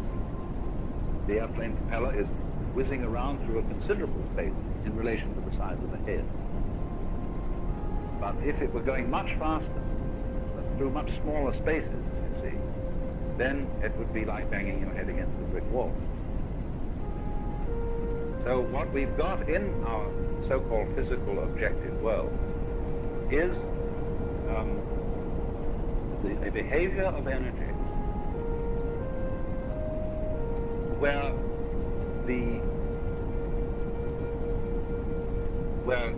matter arises from it through its behavior in restricted spaces.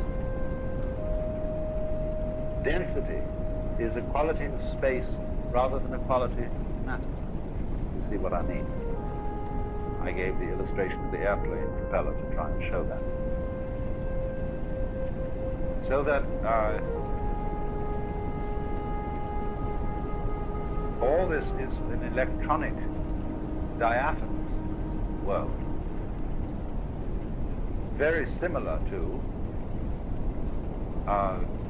other creations of electronic patterns, the dance of forms on the TV screen, the rainbow, the aurora borealis. It's all fundamentally like that. Only we are of the same kind of jazz, you see. Our bodies are this dance too.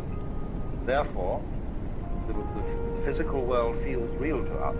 In other words, it feels solid because we are something of the same kind. If we were on a different wavelength, we'd walk right through it. The same way as radio waves come right through the house. They are of such a nature that they can penetrate the spaces, the interstices, or in some way jazz signals through. And we are on the same wavelength, you see, as the wall, and so don't go through it. But nevertheless, the whole cosmos is therefore a function of energy, or you could say of light, something like light, and therefore we and it are all diaphanous. Now, it's easier to see that if you live in a medium where things aren't so dense. There's only one other creature as intelligent as man. And this lives in a medium that is less dense. This is the dolphin. The dolphin is a mammal. Many millions of years ago, it seems that dolphins were living on the land. But they are very clever. And they decided that the land was no place to live. Because getting food was difficult, and you had to lug yourself around, and there were many, many bad shows about the land. It had very curious changes of temperature. It became unspeakably cold and unspeakably hot, and you had, in fact, to work. Well, no sensible person ever works. I never work, I get paid for playing. And everybody should do that. That's the mark of an educated man, is that eventually he gets a job where he's paid for playing. And a worker or a proletarian isn't necessarily a poor man. Lots of poor, a poor man like, say, Selig Morgenrath or Eric Barker around here, they're not proletarians. Proletarian is a person who is fettered to the process of work. That is to say, to doing chores every day that he really doesn't like, but that aren't in the least interesting in order to go on living. So the dolphins decided this is ridiculous, this land existence, and they went back to the water. And it's pretty easy to fish, you see. There are plenty of fish in the water and things to eat. Because we know the ocean is the greatest food supply in the world. And when they've eaten a few fish or whatever they need, they decided just to have a ball. So the dolphin can get abreast of a ship, get one of the wakes coming out on the side, and set its tail at an angle of 26 degrees, and be pushed along by the ship. And it's not going anywhere. There's no reason to go along there. You know, as if it had to get to another part of the sea is pretty much the same all through. But they're just going, and they chatter and dance, and they're really highly civilized beings. And so, please don't anybody ever kill dolphins, or be unkind to dolphins, because they're exemplary, high-minded creatures. And we shall soon discover this. As soon as we can set up communication with them, they will tell us all about it, and we will then invent a new style of civilization based on frolic.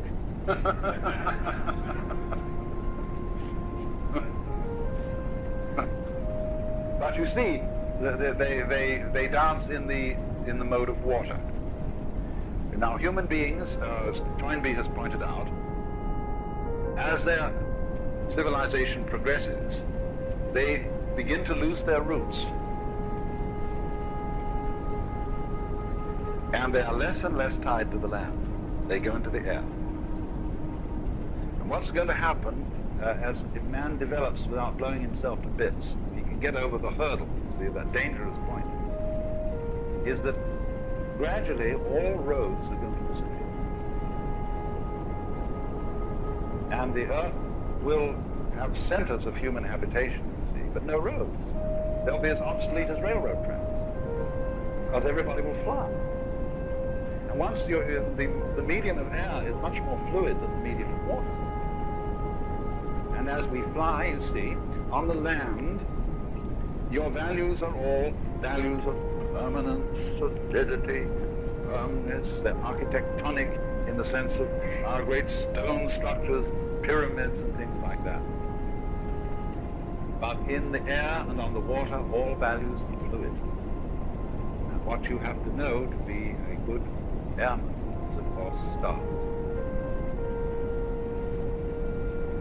Like white-throats and other migrating birds migrate by the stars. But once you start relating yourself to the stars, you realize that you're living in a universe where directions are all relative. And you become a being capable of existing in non-solidity. And that's why Buckminster Fuller, believed that all techniques and really all culture came from the sea. The men who first learned to sail were white. He has a fantastic idea that there were initiates, great priests who were ship's captains, and that though some of their humble seamen didn't know all the secrets, these priests were the first people who knew that the world was round, and that gives one an entirely different theology, you see, if you believe that the world is flat. And so from the priests of the ocean, landsmen learn how to use cranes, blocks and tackles, how to build, what a good house an overturned ship made. So to this day, a cathedral has a nave as its central auditorium, nave on that Nabis ship, showing the connections between ships and the first temples. So Fuller goes on to say, now if you're a good architect, as the ancient architects learned in the first thing you should do when you get through architectural school is go and work in an airplane factory. And understand the beautiful thing that man has made in a fine, fine airplane, which is as great as a bird in its own way. Because that's the architecture of insecurity. And that really lives with insecurity. Well, let's have an intermission.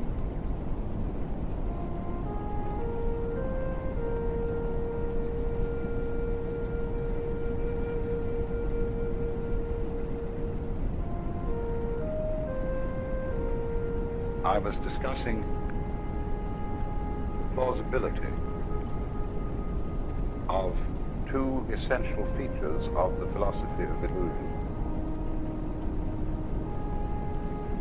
The question that we have to decide whether to take life seriously or not, that is to say, whether the plot is comic or tragic, and if it's tragic, you see, must we say that it's ultimately tragic? And the question, and if it's tragic, you see, must we say that it's ultimately tragic? And the question of who are you? And are we to say that I myself, right down at root, am just a little kind of jerk of some kind that really has nothing to do with this cosmos, but just arises in it and is here on sufferance for a short period, and then absolutely nothing follows, you see. Or the alternative to that is what I really am, the same as the whole thing, that is, the works, the it, or whatever you want to call it, Brahman, God, the Tao, the great void, the Buddha nature, I don't care, the self, anything, any name you want. And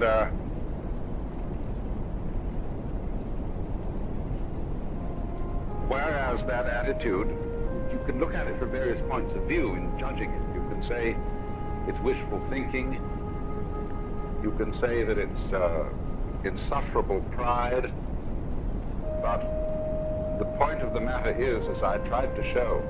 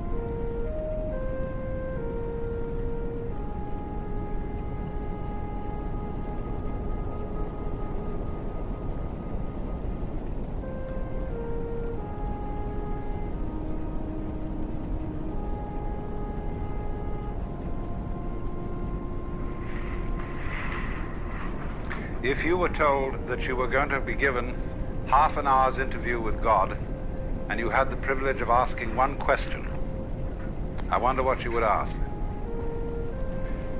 You might be given some preparation, too. Because when you think, what is your ultimate question, you'll probably do many things before you arrive at it. And I know many people who discover that they had no question to ask. The situation would be altogether too overwhelming. But many people to whom I've put this problem say that the question that they would ask is, who am I? And that is something we know very little about. Because whatever it is that we call I is too close for inspection. It's like trying to bite your own teeth or to touch the tip of your finger with the tip of the same finger.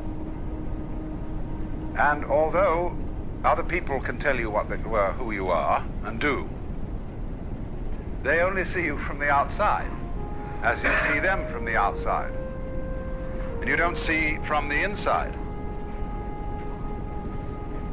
And so the nature of what it is that we call I is extremely puzzling, because there is some confusion as to how much of us is I. We talk in ordinary ways about my body, my feet, and when we go to the dentist to have our teeth fixed, we regard him rather as a mechanic. Like you take your car to the garage, so you take your body to the surgeon or the dentist or whatever it is to be fixed, have the parts changed or something of that kind. And they're really getting to work on that now. And so the question is, when somebody has a heart transplant, that sounds very radical, because we say, in my heart of hearts.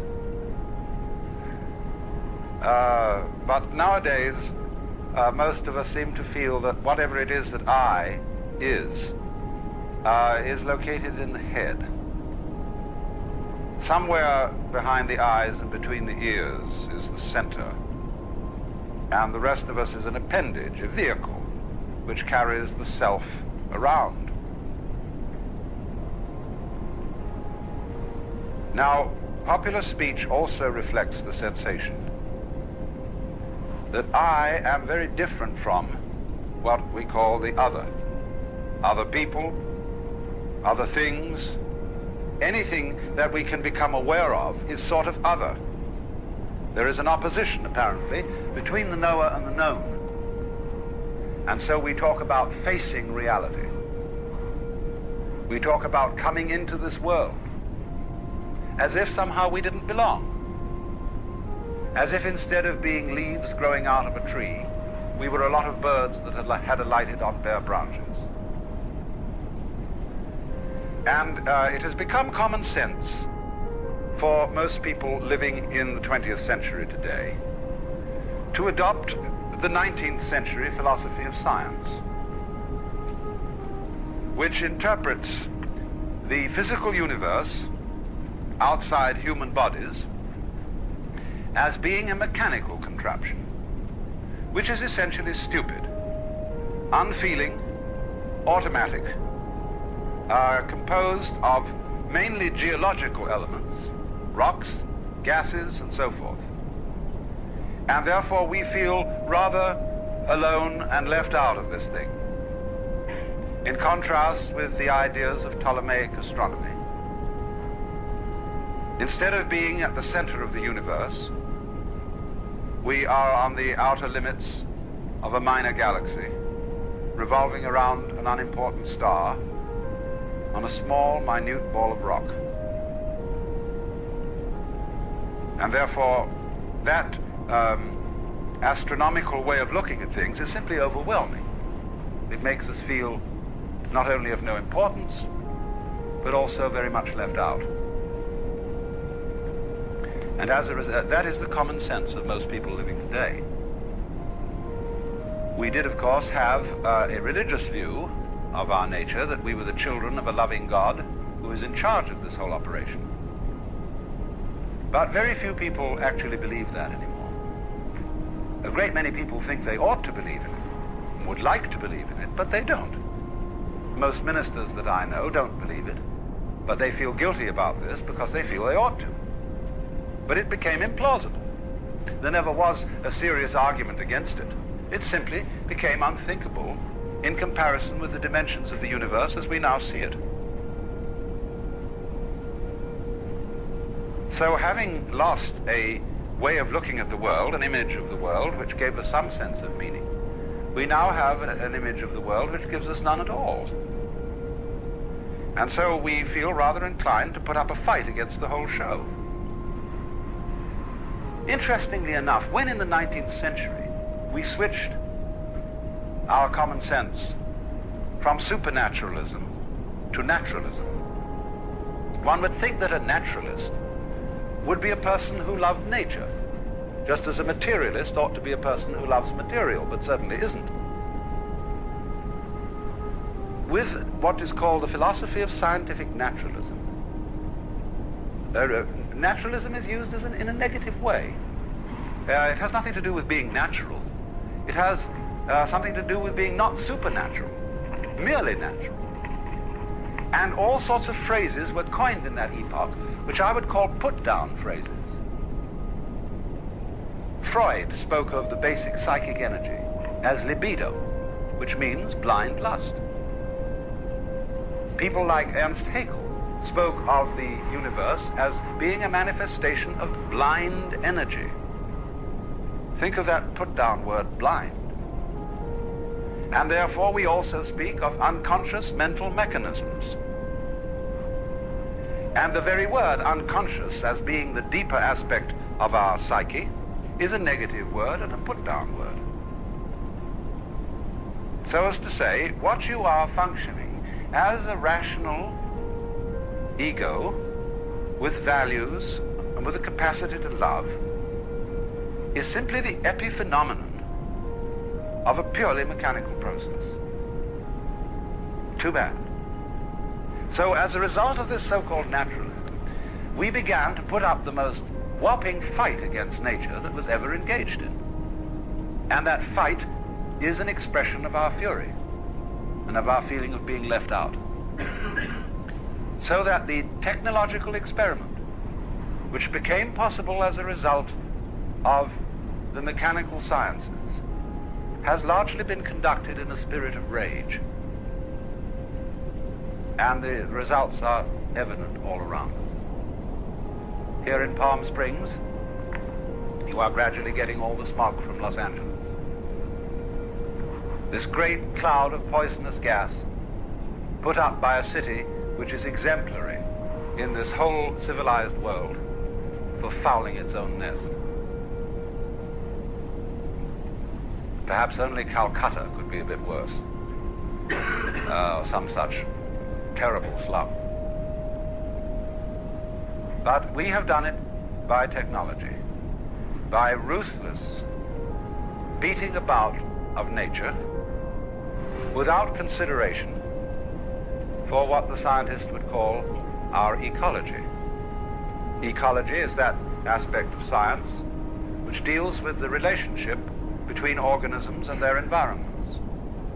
Ecology is the study of the balance of nature, of the way in which every living being depends upon innumerable other living beings of all species, and also upon inanimate forces, air, water, temperature, gases, vegetation, and all sorts of things.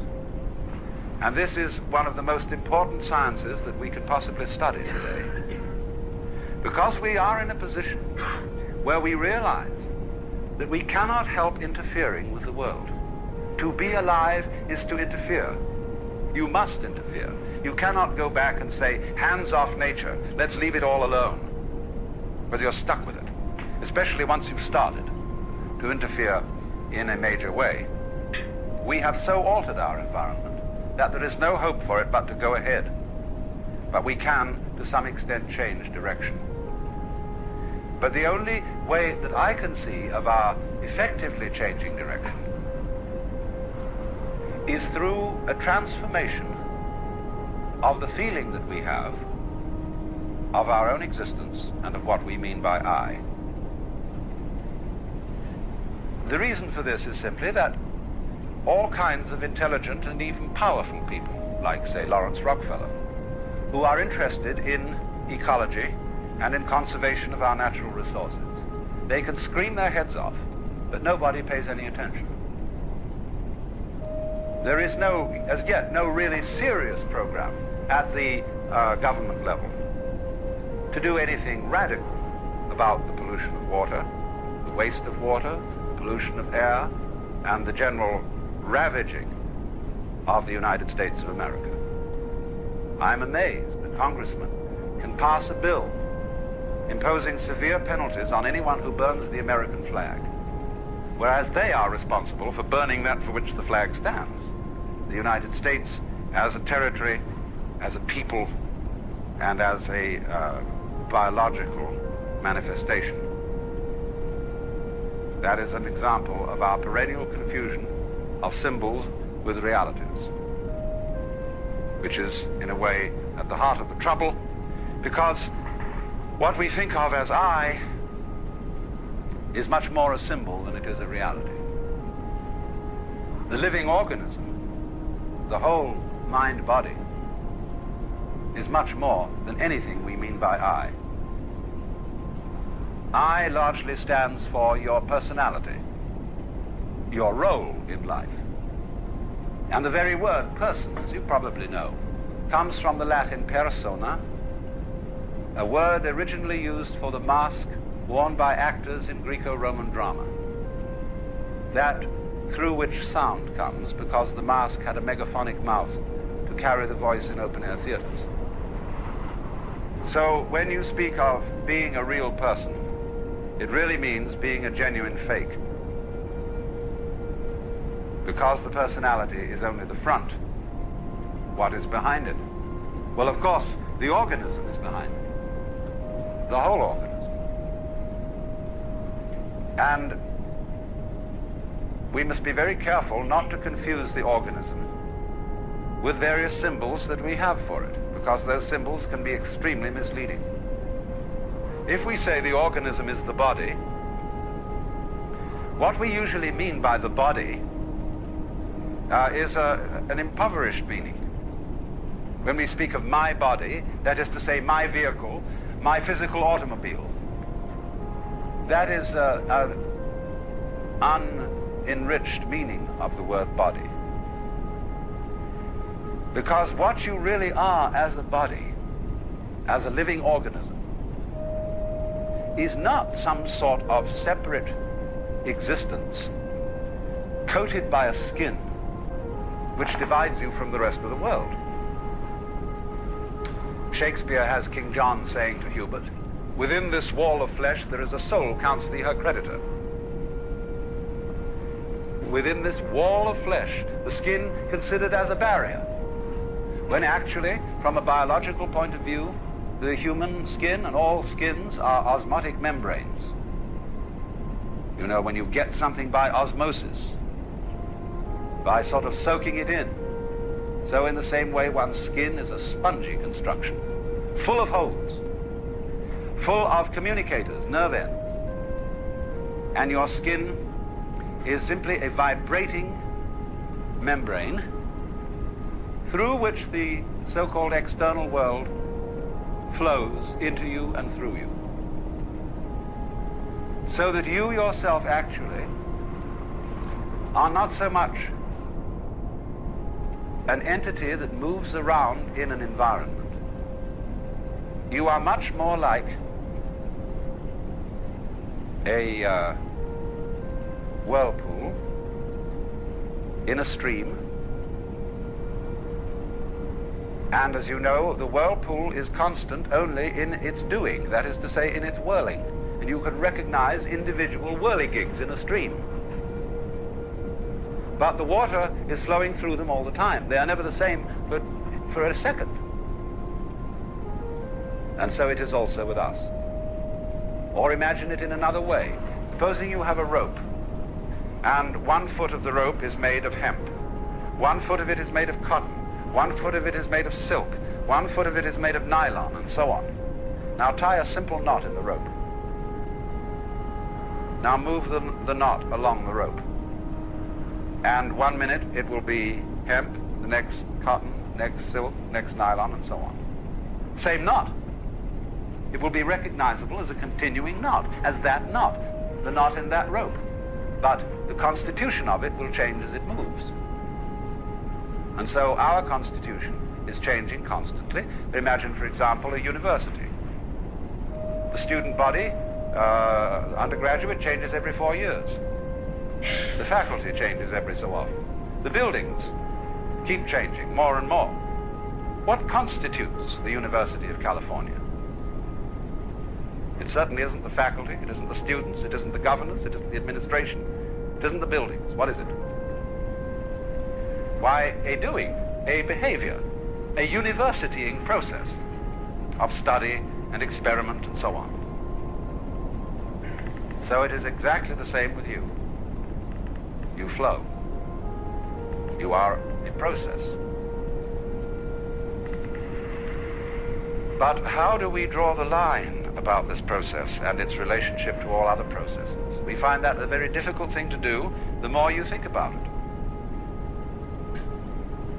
If you really felt with your whole organism, instead of just with that part of it called conscious attention, you would become aware of this flowing fact.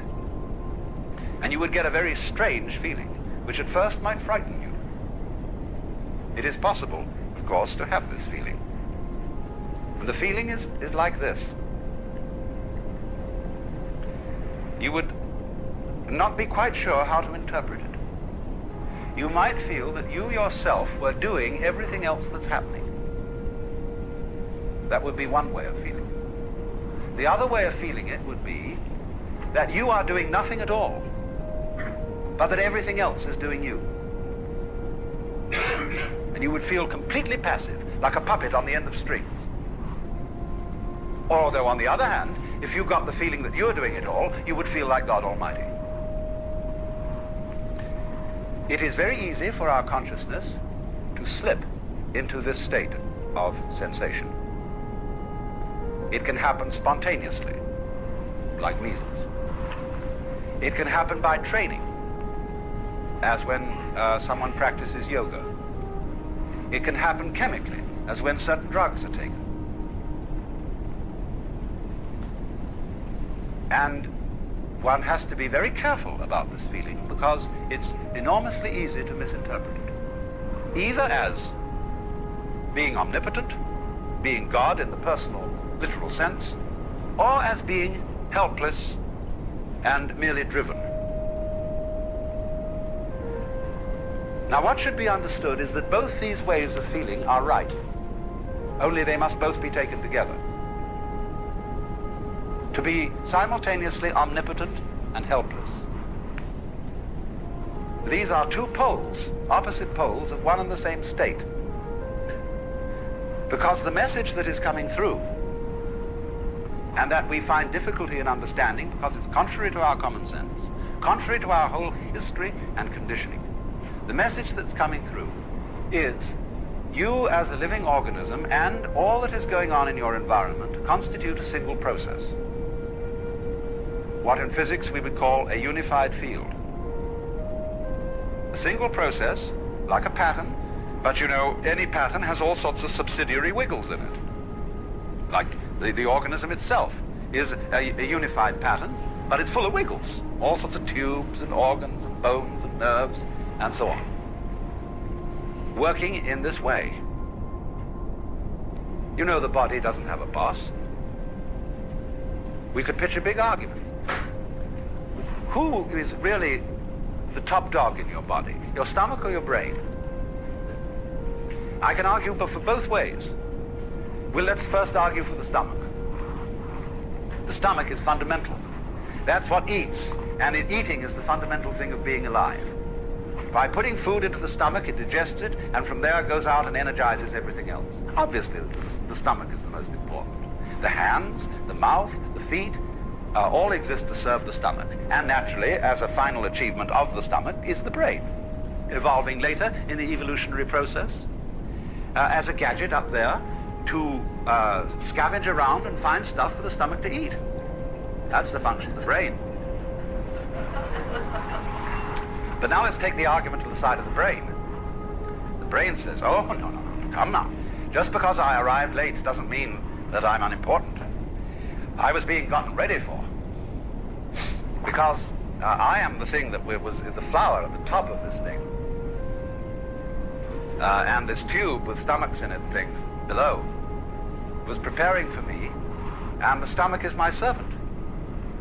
It is doing all the dirty work, getting energy to put currents through my wonderful circuits, so that by the creation of all the goods of the mind, of the arts and sciences and religion and philosophy and so on, I shall be the true head of man. Well, both arguments are right. Because you have a relationship between stomach and brain, which is a sort of polarity. The one exists for the other. It's like when you prop up two sticks against each other, they will stand up so long as they lean on each other. Take one away and the other collapses. So chop off the head and the stomach is finished. Take out the stomach and the head is finished. So this is the way all organic life proceeds. It's different with mechanical life.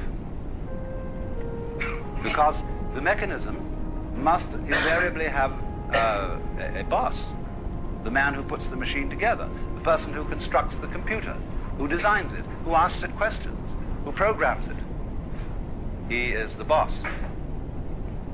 But organisms don't have bosses. They are essentially, I would say, democratic arrangements, where somehow, in a marvelous way, an enormous company of cells are working together. But that isn't the way. The body wasn't sort of one day a lot of cells all crept together and said we're a body. That does sometimes happen in the biological domain. But much rather this, when you watch the gestation of a mammal, you see first of all a very simple little organism which swells. And as it swells, it becomes more and more complicated from within. No parts are added, nothing is screwed on. There's no welding done or anything like that. It bulges. And of course, it does absorb material, but it transforms it. But all of it works together at once, like the legs of a centipede. Like you work all together at once. For you see, when we come down to it, you think you decide things, but you don't know how you do it. How do you open and close your hand? You can decide, I will now open my hand and do it, but you don't know how it's done. And yet, in a sense, you do know how it's done, because